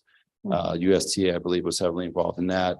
Again, I'm relying on Karen and Andy Hooker and their expertise in this arena. But it does sound very promising for Cochrane, not just Cochrane, but we are looking at the Elm Park tennis courts as well, which did not need a whole lot, but they do need, it's not as bad as Cochrane or Shaw, for example, but they could use a little TLC. And so we did send all of that to USTA at this point. And there's a little bit more information they need that we're going to submit. So I want to confidently say yes publicly, but the process is going okay so far. Good, excellent. I wasn't sure if we had any sort of recourse method if for some reason that didn't come through and we'd already authorized the paving or the contractors were about to do this evening. Right. So, Yeah, it sounds. and I guess the answer is not exactly right. We are moving Not ahead with the exactly, paving but- contract. Right, but USTA is they're excited about this. I would say it that way. But And the people have a good track record. they do. Yeah, I was happy to hear that they were involved in South Williamsport and those creation of those courts. Are they strictly tennis? USTA is strictly tennis. So our chances of getting pickleball courts with this will not happen then. I mean, if USTA is going to grant us that amount of money, I think we're going to stick to tennis. We'll stick Yeah, with- for of course, that of one. course. But we are looking for pickleball, we are looking at adding potentially a court at Shaw Park. Pickleball court, in addition to the ones, of course, that we have at Memorial. I'm only making that statement because Right. you know as well as I have, we received phone Right. calls about it. Well, right, and we do have, I mean, it is an MOU about potentially that the school district be okay if we want, to go with one. I think there's 3 courts at Cochrane, converting one to pickleball and 2 to tennis. But if USTA again grants that amount of money and it needs to stay tennis, then I think that's obviously the route the school district and us would want to go. Thank you. Any other comments or questions from members of council? Okay, hearing and seeing none. Mrs. Frank on the motion. Mr. Allison, Yes. Mr. Mackey, Yes. Mr. Pelisi, Yes. Mr. Bider, Yes. Ms. Mealy, Yes. Mrs. Katz, Yes, Mr. Yoder. Yes, motion passes 7-0. We'll move to item 12. Resolution authorizing a license agreement between the city of Williamsport and UPMC regarding the operation of a community garden in Shaw Park. Is there a motion and a second? So moved. Motion and a second, Mayor Slaughter. Yes, good evening again, President Yoder, Vice President Katz, members of the council administration. What you have before you is a resolution for a license agreement. This is in Shaw Park in conjunction with UPMC for the creation of 12 raised beds, community garden beds. Working with UPMC, this would be just a simple license agreement, essentially allowing them to utilize the northeast corner of the park for these community garden, the raised beds. This would be for this summer, and they have already started working with our summer recreation, with our rec department related to summer recreation as a possible opportunity for some of our summer rec kids to be involved in this community garden, working with UPMC, as well as UPMC to do a few other healthy initiatives around this community garden. Worked with Norm and Austin initially, but he had to obviously back out because of the conflict. So Norm finished it up with this license agreement. So Norm reviewed it.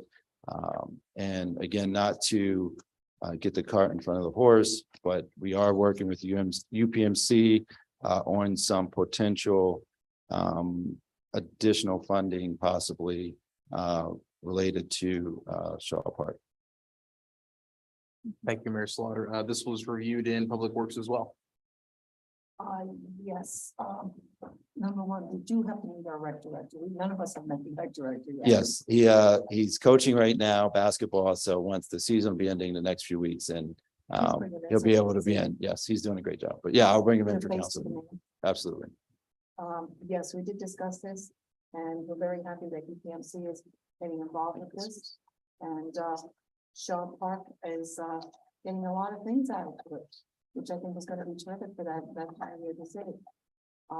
It'd be nice, it's nice that we're working with our parks at this point, and not just one park, we're working with several different areas. Right. And I think, Ms. Millie, you've done garden, you've done Attempted, garden yeah. parks, and you know what this is like. Are they gonna do just flowers, or are they gonna do No, no. vegetables also? Yeah, oh yes, this is going to be for the neighborhood, for the community, for them to come, similar to the Red Shield that they're doing next to the YMCA there. So they want to expand into other avenues and really get into other neighborhoods within the city. And so this would be fresh produce for free, obviously, with the ultimate goal of teaching, the kids and families in that neighborhood about gardening, how to maintain it, and hopefully do it at their own home and just learn. I tried it at my house last year. It's very difficult, and I don't have a green thumb. I got maybe 3 cucumbers, but anyway, so it would be not just flowers. It's going to be produce, and that for the neighborhood kids and families to take advantage of.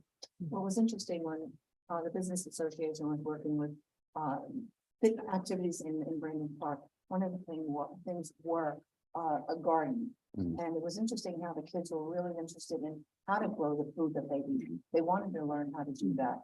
And not only do they want to learn how to grow the food, but they also wanted to know how to prepare the food. So maybe we can go a step further with that eventually. Yes, we're working with UPMC on a few other initiatives right now. I don't want to get out in front of it too much because it's still in the works, but we are looking to expand, and UPMC is looking to, they have, obviously their community health initiatives and different things. And so they are very interested with the revitalization of the park and that area of sort of, and with, of course, Divine Providence being right there, of how they could capitalize on some healthy initiatives that they would like to see. So yes, I do expect that it would grow over the next few years. Thank you. Any other, Ms. Mealy? When it comes, I too am a general miserable failure at gardening, Derek. But when it comes to preparation, I'm a little better. And if they were ever looking to do cooking classes for kids, I've now got a lot of experience doing that for very young children, and might be able to help if you wanted to throw my name in there. Yeah, absolutely. I think that's what we're looking at doing, or what they're looking at doing, particularly with our summer rec kids. So yeah, we can definitely make that happen. Once upon a time, I volunteered a couple of times at the center and et cetera. And it's an interesting, I think it's really important to teach kids not only where their food comes from, but also how to prepare it. And that's something that a lot of families are losing just in general now. So, Right. But actually what I wanted to ask was, I don't know if the administration's made any sort of further decision about the garden at Lowe's Park. But if we were looking for a park, if UPMC was looking for an outlet for reaching children in the city, in my experience, when I used to work in the garden at Lowe's School Park, there were a lot of small children looking for something to do in that park, and they were very interested in learning about vegetables. Yeah. And I don't know how that garden went last year, but I think in general, it would definitely benefit from a more corporate management style. So you might see if they are interested in branching out elsewhere. Yep, we did. So that's on their radar. We did bring that to them. Lowe's is, of course, under construction right now with the DCNR grant. Right. And so we said to them, it's going to be a brand new park there as well, with a garden that's already, Right. it's there. It wasn't very active last year. It was okay. But we did put that on their radar as well. They were looking at Shaw, just given the proximity to Divine, but they were definitely interested in Lowe's too. Yeah, So, there are a lot of young kids in that neighborhood. It's a great place if you want to connect with Right, children. right. Yeah. They followed you around. Yeah, they did. It was neat. Sometimes and heartbreaking others. But yeah. Any other comments or questions? I just have one. Yes, comment. Mr. Allison.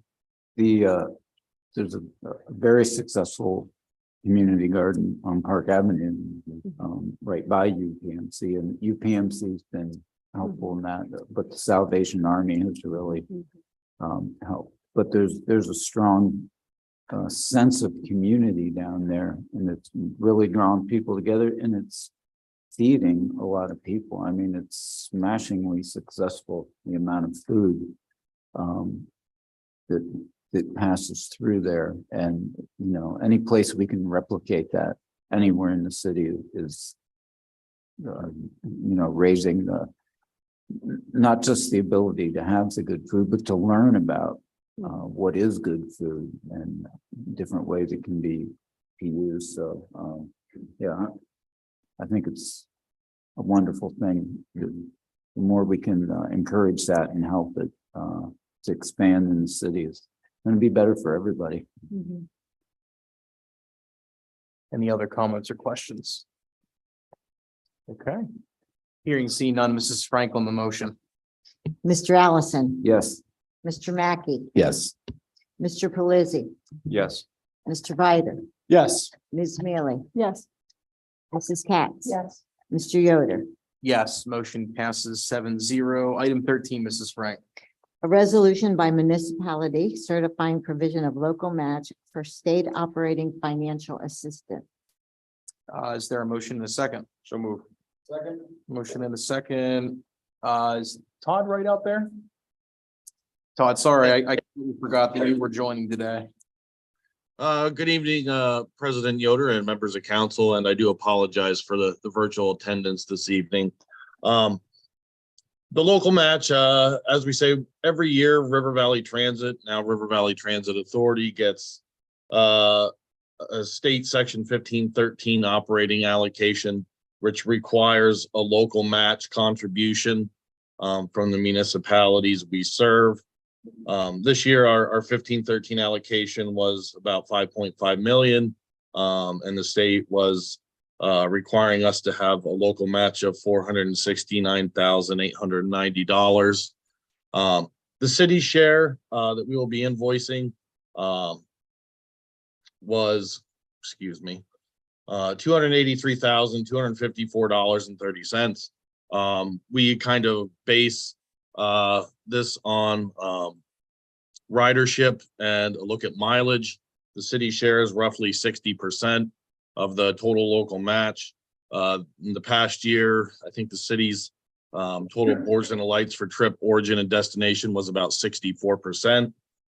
We do have a contribution and a commitment from the county for 100,000. We have 9 additional partnering municipalities that will fulfill the other 86,000 and change. I will entertain any questions you have that weren't answered in Finance Committee. Thank you, Todd. Ms. Mealy, this was reviewed in finance. Yep, this was reviewed in finance, and we addressed a handful of questions relating to the invoicing, the changing in the procedure, I think, as RVT has transitioned to an authority over the last couple of years. But effectively, the system is that the city is invoiced for all the travel miles within the city. This is a budgeted amount within the city budget, although Derek, I should make absolutely sure of that, correct? We have this full amount budgeted within the city budget. Yeah. Well, that was sort of what we said in finance. I was like, I can't remember what line it comes out of off the top of my head, but I'm sure it's in there. Anyway, and this is a resolution that we've seen since time immemorial, the city's contribution for bus service within our municipality. A drop in the bucket compared, of course, to the state and federal assistance that we get for transit, but nonetheless, not a small amount of money. And I think, Todd, correct me if I'm wrong, due to continue increasing per minute until we get to 15% of our state allocation? Yes, whatever the increase is, and assuming that our allocation would increase on an annual basis, even if it goes up like this year, it went up 14%. Because we're not at a full 15% match, the only increase at 5% over the prior year. Got it. Until we hit that 15% full match. Correct. If we ever do, yeah. Yeah, right. Yeah, true, if we ever do. Anyway, yeah, I don't like that was about the extent of the discussion, but I'll defer to other folks who were there in case I forgot something. Mr. Biter. Mr. Wright, the question that I had that I'd like to readdress, there seemed to be some confusion that some of the other adjacent municipalities were unaware of this local match. And you have been in discussions with them. Have they been made aware? You previously mentioned tonight that you have 9 other participating municipalities in this program. Are any of those 9 some that were previously unaware? I think I stated in finance before 2020, we were doing service to Jersey Shore that had not been participating in the local match contribution. The outlying municipalities to the east have always had a small amount that they pay in. We are requesting more as we go through the years here. Again, because they were kind of unaware, or the way that it was being done in the past was including monies that were not supposed to be considered local match. Again, 2020, 2021, we got clarity from PennDOT on exactly what we can count as local match revenue. I think our intent as we move forward, because we are one of the last agencies in the state that run around like this, like a tax collector, but I'd like to get all municipalities in one room together annually and start to get, more understanding on why and what we're collecting and what it's used for, et cetera.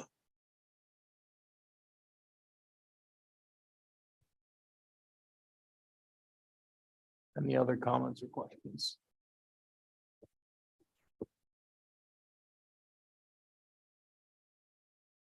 Okay, Hearing seen none, Mrs. Franklin, the motion. Mr. Allison, Yes. Mr. Mackey, Yes. Mr. Pelisi, Yes. Mr. Bider, Yes. Ms. Mealy, Yes. Mrs. Katz, Yes. Mr. Yoder. Yes, motion passes 7-0. We'll move to item 14. Resolution awarding construction for the Williamsport Sports Facility resurfacing project to RC Bowman. Is there a motion and a second? So moved. Second. Motion and a second. Mr. Sander, good evening, sir. Thank you. Good evening, everybody. So this is to award the construction contract to RC Bowman, as we discussed earlier, for citywide court resurfacing. And I'll go through the courts here real quickly. Youngs Woods basketball, Shaw basketball, Memorial basketball, Memorial pickleball, Shaw tennis, and Cochran tennis, which we told the contractor to hold off on to, until last. So if awarded tonight, the contract would be for $858,000, $858,533.75. There were two bidders on the job. RC Bowman was the lowest bidder. Funding would be $100,000 from community development, and the rest would be approximately $758,000 from ARPA or private donations that we either have or are going to get. So this was reviewed by UHY for ARPA compliance and our solicitor as well. Thank you, Mr. Sander. This was reviewed in Public Works. Yes, it was. And this is another project. Excuse me.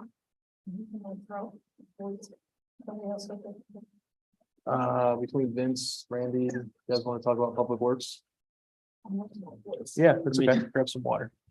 There's a, I got it. I mean, it's pretty self-explanatory. This is another project that we're gonna be looking to do to resurface the tennis courts, pickleball courts, necessary courts in the parks throughout the city. You know, some of these courts are desperately in need of resurfacing. You doing better? Yeah. Okay. Let's see, if you'd like, you're welcome to pick it back up. Okay. But I think all of us at Public Works agreed that this is definitely a good project for the ARPA money to get behind. That these courts are definitely in need of it. So the resurfacing of these is certainly going to be beneficial and helpful for the younger members of our communities. Hopefully it'll get them out from in front of televisions and outside playing basketball, tennis, pickleball, whatever it may be. So I just want to point out one thing. It's not just resurfacing, it's actually milling down, repaving, yes, regrading, resurfacing, repainting, putting all new lines, obviously. And there's a couple courts that have some fences in the way. It's completely pulling them down, put them aside, get in, reset, all inclusive for $858,000. 858, 350, 533. There are federal wage rates involved because community development's monies in the contract. thank you. I apologize. I didn't give the full scope. Thanks, John. Sorry. They're getting a facelift.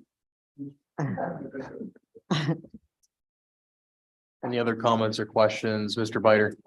Just for curiosity. Want to hit your mic? Thank you. There you go. Yeah. For curiosity, like with Shaw Tennis, for example, that's obviously more than just a standard paving like they would do on a basketball court or something like that. So is that a very specific surface that goes on top, or is it a paint? Yeah. That goes on top of that? So what's going to happen here is they're going to mill down at least 1.5 inches. But then after that, I have a crack seal item in there. Every court had an estimated amount of linear feet of crack seal. They're going to seal all the cracks. Then after that, they're going to put back 1.5 inches of asphalt wearing course, similar to what's on our roads. Then a surface that's I forget the name of it off the top of my head, Sportmaster, which is what they use at the US Tennis Open, excuse me, and then the paint.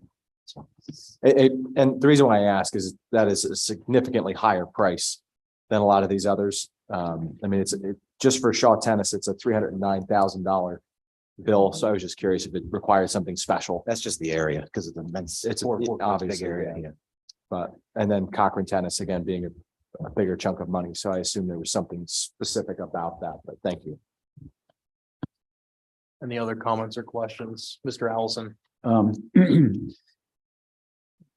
This is great because, we haven't been able to maintain.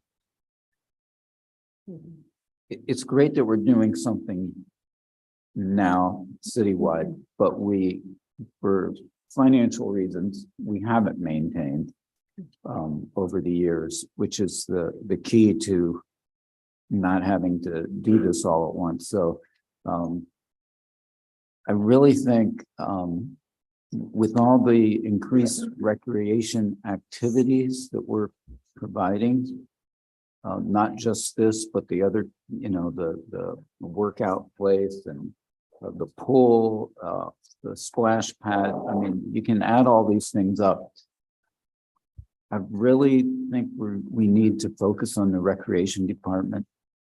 We need to make sure these things are used, that they're advertised, that we get the word out, that people are encouraged that these things are available and encouraged that they use them. If we can make connections with the school system or other organizations to partnership with our recreation department in that to expand its effect and supervision of those things to an extent. I'm not talking about 24/7, but that we're out there, that we're paying attention, that we're visiting them on a regular basis. I think that's going to be important, not just for the maintenance of the facilities, but for the health of the recreation program, which this is really part of. So, we can put our heads together with the administration and, come up with some of those strategies and ideas. I think it's really going to help us preserve what we're pouring all this money into and help the vitality of the city increase as well. So a quick question related to the ARPA money. Where are we planning to pull this from in the ARPA budget? It's in the recreation. I think there's 1 point. So you want to pull it out of the future projects? Right, And I think okay. there's 1.7. I assume so, Yeah, but just wanted to make sure. I think there's 1.8 or ish or something like that. Yeah, 1.482. Yeah. If the version I have is the most up to date. So that leaves us with 723,000 in future projects. Yeah. I presume there's some more on the horizon. But I'm not sure of, what might be down the pipeline as well. That's just kind of part of why I wanted to ask that question. Well, probably, obviously we have time constraints, of course, on ARPA dollars. But this year we're here, we just had a kickoff meeting a few weeks ago with DCNR about the updated Parks Recreation Comp Plan.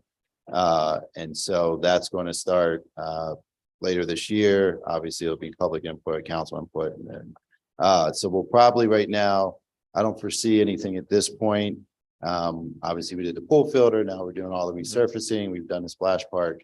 So I don't think there's any other items, large ticket items in the parks at this point. We'll look and see what the comp plan, the recreation, open space, or green and open space.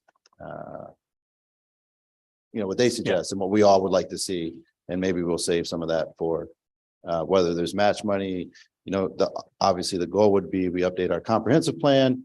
DCNR then grants us money. We apply for grants, we get it from DCNR, and then maybe there's some match money there that we can use this for. So at this point, no, I don't see anything else, and I think there's still another 200 or so in contingency and recreation. I believe I don't have. Do you have it right in front of you? No, we took that out, I think, at the end of last year to put into something else. All right. So anyway, 700 and whatever police cars, that thousand. went I to think police that cars. leaves us plenty to moving forward if we have anything. Yeah. Right. And I would, to Councilman Allison's point, I agree. I think all of our parks looking good. Some of the kids last year, I think it is a public safety thing. Chief and I have talked about it. You talk to some of the kids and getting little squabbles, and they say, well, this is the only nice court, or this is the only nice park, or whatever, So now we'll have obviously many nice areas around the city and the parks. So I think that will help as well. The kids can We just signed on to the 10-minute walk program as well, which is everyone should have a nice park within 10 minutes, within a 10-minute walk. And then lastly, I'll just add, remember that the Air Force gave us a contribution as well. And we are we're working with the Air Force right now to have sometime around Memorial Day, the United States military and the Air Force specifically as a thank you and an unveiling of these courts and the parks and all the upgrades. Leaning on the Air Force to see where they wanted, which park they would like to do that at, since they sort of contributed comprehensively, but I'll keep that on council's radar as well. Obviously, we would all be invited. We don't have a date or anything like that, but we do want to say a thank you clearly to our military and their support of our Parks and Rec. Thank you, Mayor Slaughter. Any other comments or questions? We should move a couple of things around in second reading for the ARPA stuff, but we have the money. So, and that makes sense. Miss Mealy. I'm excited to see us putting ARPA funds into effectively deferred maintenance of the parks. Because I think part of my fear with that funding was that we would use it to create, would be both a good thing to create new recreational opportunities within the city, but then obviously it adds to our maintenance costs long term. And if we haven't been maintaining the infrastructure we have, then we're not likely to maintain the infrastructure we're building. So I'm excited to see us taking those dollars and turning assets that we already have into exciting new refurbished assets for the community again. Thanks, Ben. Any other comments or questions? Okay, seeing none, Mrs. Franklin, the motion, please. Mr. Allison, Yes. Mr. Mackey, Yes. Mr. Pelisi, Yes. Mr. Bider, Yes. Ms. Mealy, Yes. Mrs. Katz. Yes. Mr. Yoder. Yes, motion passes 7-0. So item 15, the administration asked at the earlier today if we could pull that. There was a couple of questions that were brought forward regarding part of the funding source. It was too late to pull it, but what we could do is not open for discussion. So knowing that request of the administration, is there a motion in a second? So moved. Oh, you mean? Just let it go. Oh, I thought you were Yeah, sorry. tabling it. Yeah, all right. So we won't open that one up for discussion, and we'll let that one go. Thank you all. Sorry for the confusion. Item 16, Mrs. Frank. Resolution awarding the construction contract for the Brandon Park Ball Field reconstruction to Leonard Flory. Is there a motion and a second? So moved. Motion and a second. Mr. Sander, one more time. Thank you. Thank you. Good evening, everybody. Again, it's another fun. Sorry about that. It's another fun one. The resolution that is. Anyway, this is awarding the construction of Brandon Park ball fields to Fiore Construction. They were the low bidder on the project. We had 5 bidders. It ranged from low bidder of $624,000 on the dot to $800,000 for the high bidder. Peter's Consultants out of Bloomsburg actually designed the project for us and bid it and did a fantastic job. This has been run by UHY for ARPA compliance, and this is basically all new fields at the Brandon Park ball fields, the Little League field, and right next to it, just to the east, the softball field, new fields, new fencing, all new dugouts, 2 brand new scoreboards, batting cages, and all new drainage all around the field. So Fiore is out of the State College Altoona area, and looking at their experience, they've done recently hotels, dams, state police headquarters, and Walmart facilities. So I'm pretty sure they can handle this baseball field. So this was discussed on Tuesday on Public Works. Thank you, Mr. Sander. This was reviewed in Public Works. Yes, it was reviewed by Public Works. We were surprised at a little bit. It just, when we looked at the other bids, it was, you questioned, and one of the questions we did ask is the experience with this company. And you said they are very much experienced. The other question that we asked is if they were well aware of the flooding aspects of the field. And you said yes, Yes. that they're prepared to do the drainage Mhm. in those fields. So those are the two main questions that we asked about how this is gonna come about. Happy with the price tag on this compared to everybody else. You said this would not start probably until next year. No, they're ready to get going. This is really reverberating here. They're ready to go in here next month or two, they said, actually next month, I think, yeah. But what, But baseball, play until it won't be next year. playable, I don't think, until next year, yeah. We tried to make it happen, but it's a long process. The design was pretty quick, but permitting at the county level took a little longer than expected, so. and did you also not say that they're gonna take down 2 trees? There are trees at the far east side, which I think may have to be taken down, actually, yeah. Hopefully that they'll be replaced somewhere else in the park, because every year we seem to lose a couple of trees, and we do want them replaced, Yes, ma'am. okay, in the park. I don't have anything else to add to this, anybody else on the committee? Any other comments or questions from other members? Ms. Mealy? Just, I mean, obviously, yeah, I think among others, out of all of us, I'm excited about the price tag. Surprised, but pleased. And it seems as though we got two quotes in the $625,000 range, correct? So, I mean, it's not right. The other of which appears to have been from a bona fide baseball field specialist. So that, right, the playing surface solutions, I'm assuming is. I had never heard of them before, so I can't anyway, answer that I question. mean, whichever, and we didn't Yeah. do anything yet, but anyway, it seems like a responsible bidder number, I suppose. Why are we losing the trees? They are adjacent to the softball field's outfield, and as it is now, there's an elevation drop that, as the current field is, it just runs up to the road there, and you put a little retaining wall there, Okay, so it drains so they're properly. basically dropping it out of, got it. Okay, all right, I guess that makes some sense. It seems like a shame to lose the potential shade on the fields. given Yeah. the- And we do have some, obviously, when you guys allocated this year or so ago, we allocated 800 grand, so we're at about 650 with this and the design, so we have some wiggle room for trees and any other items that wall may need, like for instance, maybe some upgrades to the press box area, which the wall had expressed interest in as well, so. Although it's not contractual at the moment, the change order is I was possible. gonna say personally, while I'm inclined to support this because the fields themselves, I mean, the number is good, but the fields themselves, I think the city has an obligation to, but Wall did say that they were willing to do all of the other upgrades to the field, to the area if we made the fields playable. So I would not probably be inclined to support any other funding that we'd be spending over there.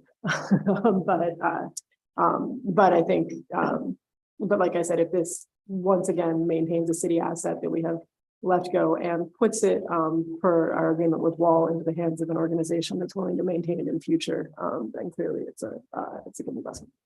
Thank you. Yeah, Ms. Mealy, to your point, I think whenever we allocated this initially, there was, I think the main consensus was like, hey, we got to get them playable and from a maintenance perspective, fix the drainage, right? And I was of the impression that was going to cost a bulk, if not all of that money we had allocated. We're getting a lot more out of that and we're coming in under budget. So it's a big win. Knowing that we probably don't really have a lot more on the recreation horizon. We have a lot left over in that category. I think that we already have somebody in there doing it. It wouldn't probably be that much more onerous to just fix them while they're in there through some kind of a change order process. I would be interested in exploring that. And I would think we would still come in under budget with what we had allocated. It's there, so it's worth at least looking at. I'm fine with the process of looking at it, but I would caution that Derek's right. We're doing a survey of our recreational facilities, and the idea is that at the end of the survey, we will have money to put into those facilities for the recommendations. And or to put into connecting the facilities so that our kids are now a 20-minute walk or a 10-minute walk away from the park, right? If we spend all of our recreation funding, including a windfall that we happen to get because of low bids, then we won't have money to put in. And that's a fair point. Right. It's worth looking at. We can, depending on what it looks like, maybe we go one way or the other, but yeah, I think it's worth looking at for sure. Sorry, I can't hit my microphone fast enough. We were all playing so nicely until now. I would just like to point out that we're not talking about extra money here. We all, well, 6 out of 7 of us agreed to put $800,000 into a line item specifically for Brandon Park baseball fields, which means we were all, well, again, 6 of us were comfortable with spending $800,000 on these baseball fields because that's what we thought it was going to cost to get to this point. So this, in my mind, is a win, right? And this is, again, still a city park. It's still city property. And now we've got some extra money to do even more things that we didn't even think we were going to be able to do with 800,000. So in my mind, again, this isn't even really a conversation in my mind, because again, as I said, this isn't extra money that's out there in the contingency and the leftover recreation money. This is money that's in its own line item for the baseball fields that we all voted yes on.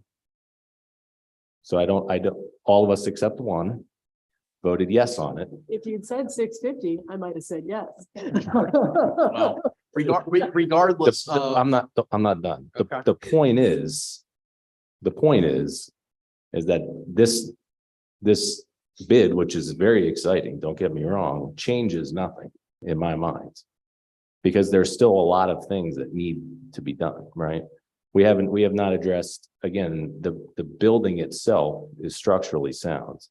The concession stand, the press box is in shambles. Yeah. Right. We haven't even started talking about new seating, for instance. I mean, the idea is there's going to be lots of people here watching baseball. We haven't talked about bleachers yet. We haven't talked about PA systems yet to announce the players. These are all things that we didn't even dream would be possible when we initially agreed on 800,000.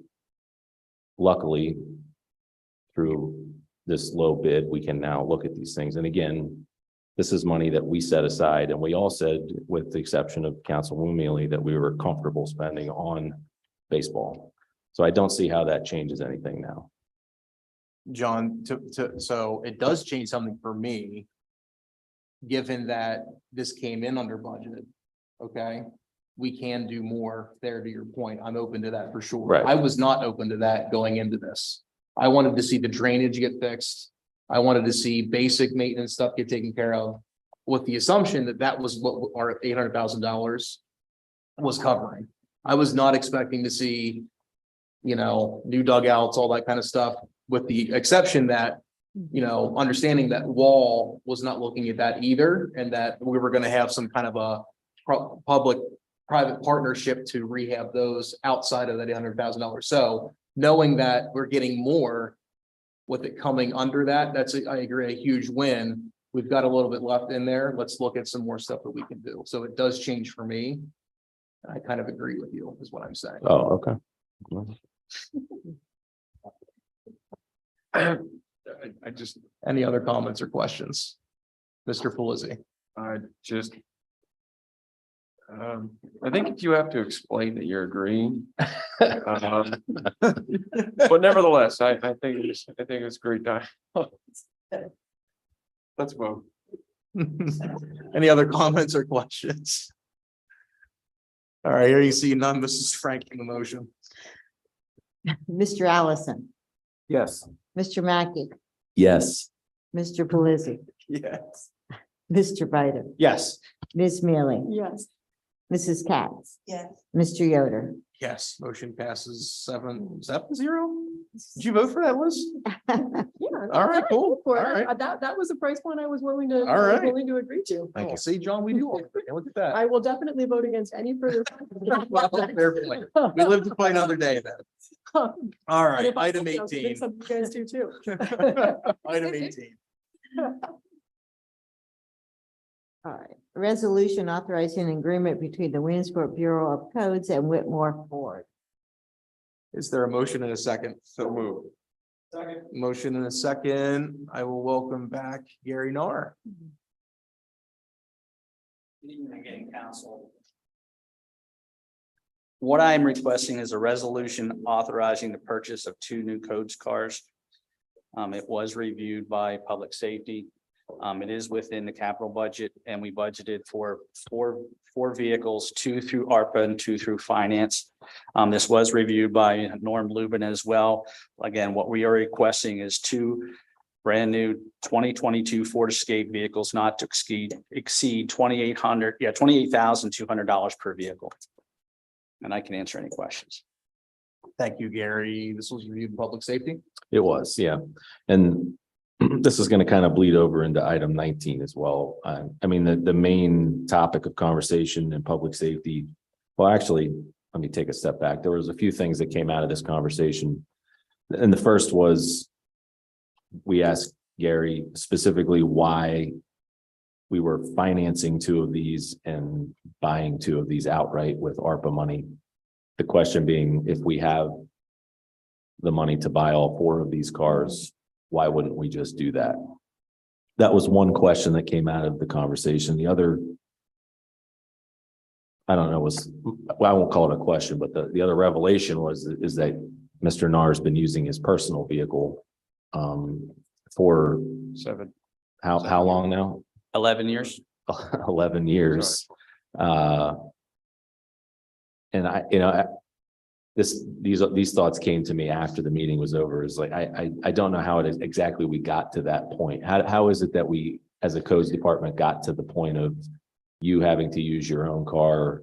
And I'm not asking, this is just a rhetorical question. And again, this is not a judgment on Gary, but more maybe a question for the administration is, how do we not have any type of policy in place that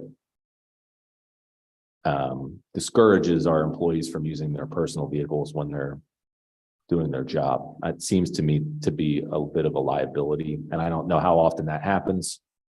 And again, I commend you for doing it. I'm not saying you're doing anything wrong. I'm just saying that's something we might want to look at. But overall, the biggest question was, why are we financing 2? Why are we buying 2 outright? So, and I will open it up to the other members of the Public Safety Committee to. No, thank you. Yeah, it was a great point that was brought up in public safety. So I completely agree with Councilman Mackey that if we have the ARPA money set aside for these particular project purchases, why would we spend additional money on financing and making interest payments when we could buy them outright and save ourselves a few dollars in the process? It just makes, at least in our opinion, sound business sense. And again, to Councilman Mackey's point, Mr. Narr, yeah, that's commendable that for 11 years you were driving your own personal vehicle to do your job around the city. Thank you. Yeah, that's definitely dedication to what you're doing. The other thing that we discussed, the other point that we discussed is that with the purchase of these 4 vehicles, I think right now we only have one What we vehicle have, that would pass an inspection. what we have is we have currently 7 employees with the Bureau of Codes. We have 4 code officers, we have a street inspector, and we have myself and Robin Adams, who's our office manager. So basically, we technically have 4 or 5 or 6 of us that utilize a vehicle to drive around. Currently, we have 2 vehicles that are past inspections and are running within the Bureau of Codes at this time. But if I remember correctly, then one of those vehicles, the next time it comes up for inspection, it will most likely fail. That one actually is inspected, but unfortunately, we're having some mechanical issues with it. It Okay. does not go out when you can't put it in gear. So if you park, shut it off, you're not getting it back into gear. So we technically have 3 vehicles that are legally inspected. But who's saying? Well, thank you. Yeah, to illustrate, irony. it illustrates the point even more that we desperately need these additional vehicles so our codes officers can more effectively and more to the point safely, for the good of everyone on the road, get out there and do their jobs. Miss Mealy, then Mrs. Gatz. So my Aunt Marcia used to have an Audi that was near vintage status, and she kept it limping along, but it wouldn't go into reverse. And so she said, well, you just learn to park on a hill. I don't know if that helps your. I just merely told her, just don't shut it off. Have one of the officers still in the vehicle. She also, I think by the time she finally got rid of it, all the paint had peeled off the entire front end. The driver's side window wouldn't go down, the heat, the air conditioning didn't work, and it couldn't go into reverse.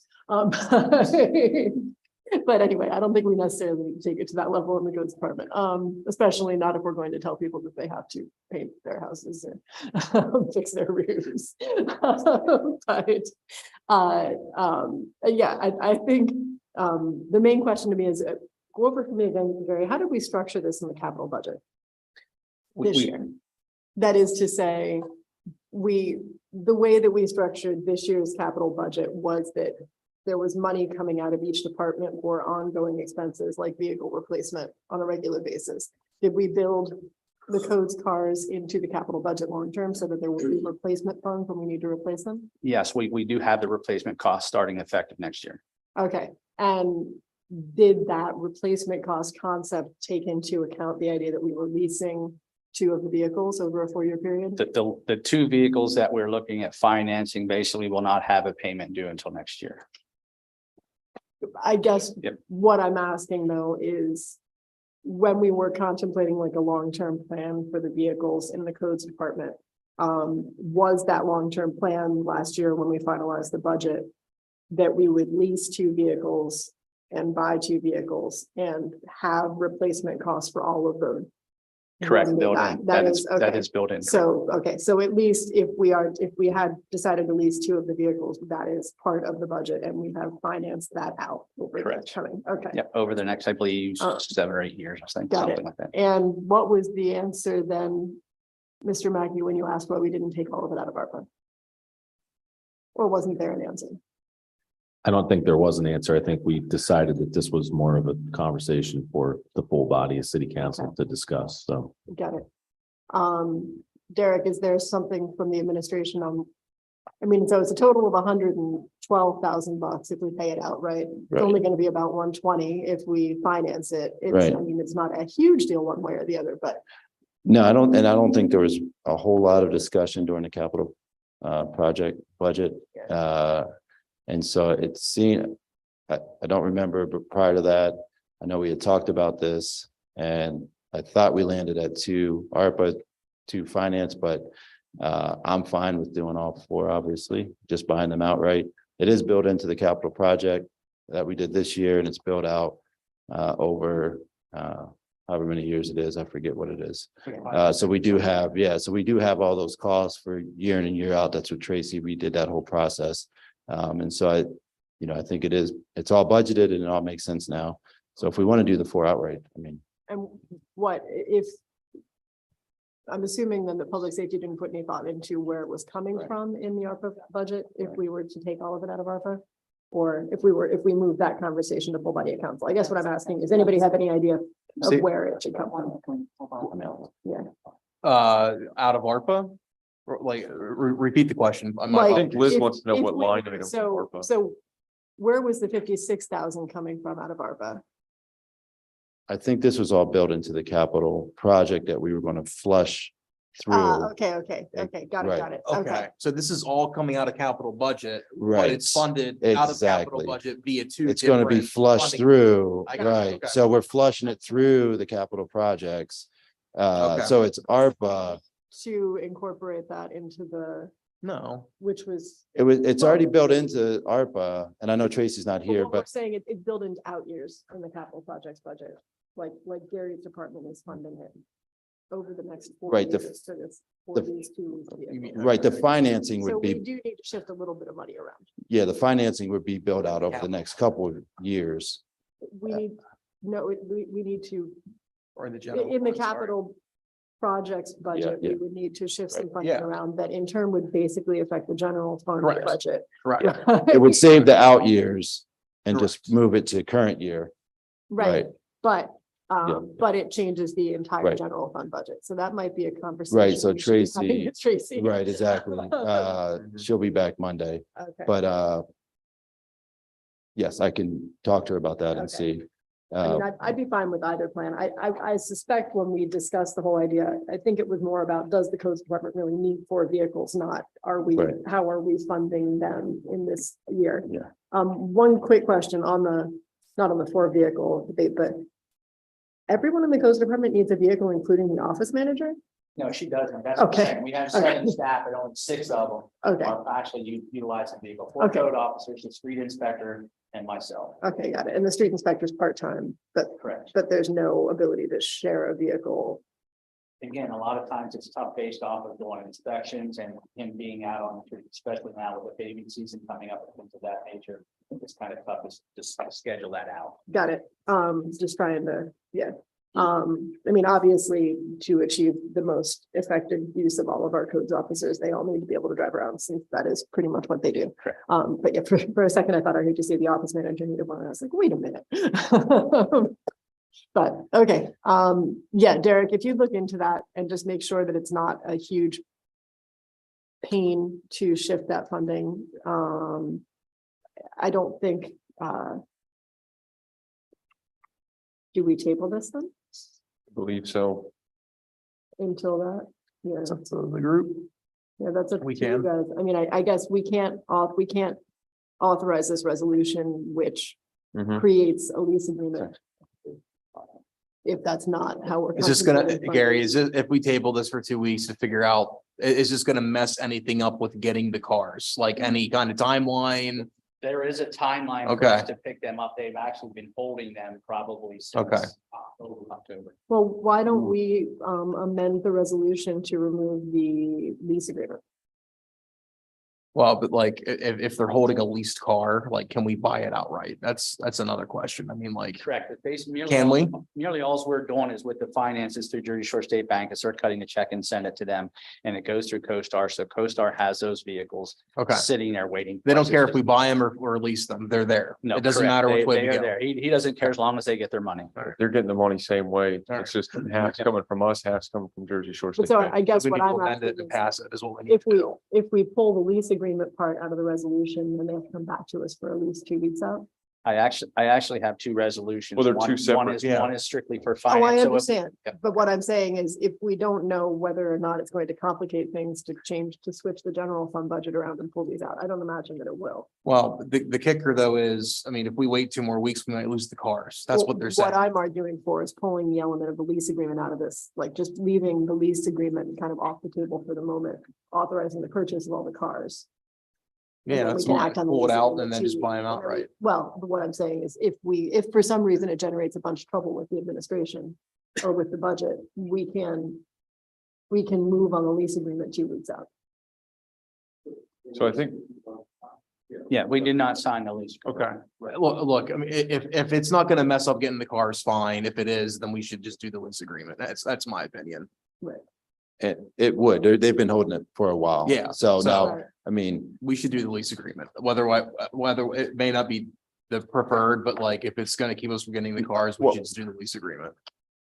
no, I don't think the lease agreement is going to keep us, if we Okay. table it for 2 weeks, Yeah, that would hurt us. But to What I Councilwoman was Mealy's, saying is we right, amend the resolution, take out the paragraph Right. authorizing the lease agreement. just And authorize the then in purchase. 2 weeks, if we decide we need the lease agreement because it's bring it complicated the back. budget, Right. we bring the lease agreement Right, itself to council. Right, for a- right, which we would know Monday morning as soon as we Right, talk to yeah. Tracy. So yes. so here's a question.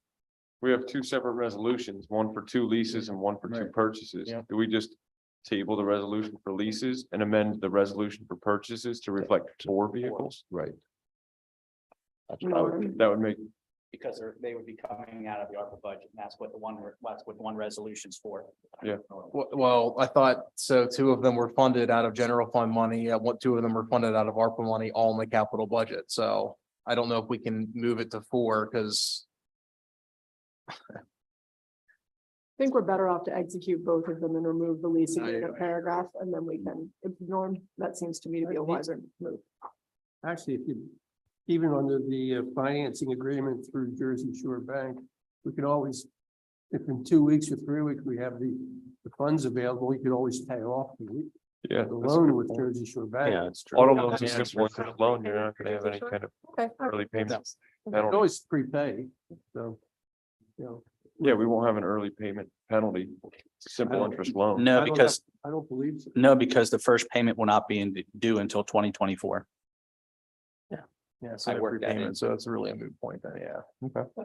And we can prepay it.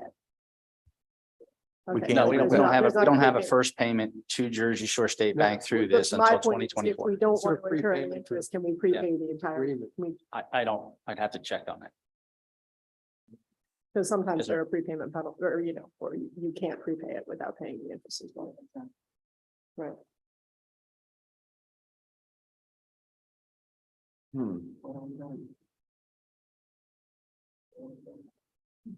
Or I guess the other alternative is on the one with the leasing, put in an alternative that you're gonna lease it unless funds are available for an outright purchase.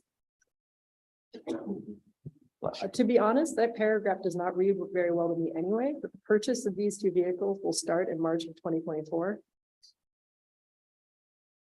Isn't really what we mean, right? We're purchasing them now, and we're intending to start using them now, so maybe we should just excise that for a minute anyway. It should be first payment is due. We would Yeah, do yeah. then.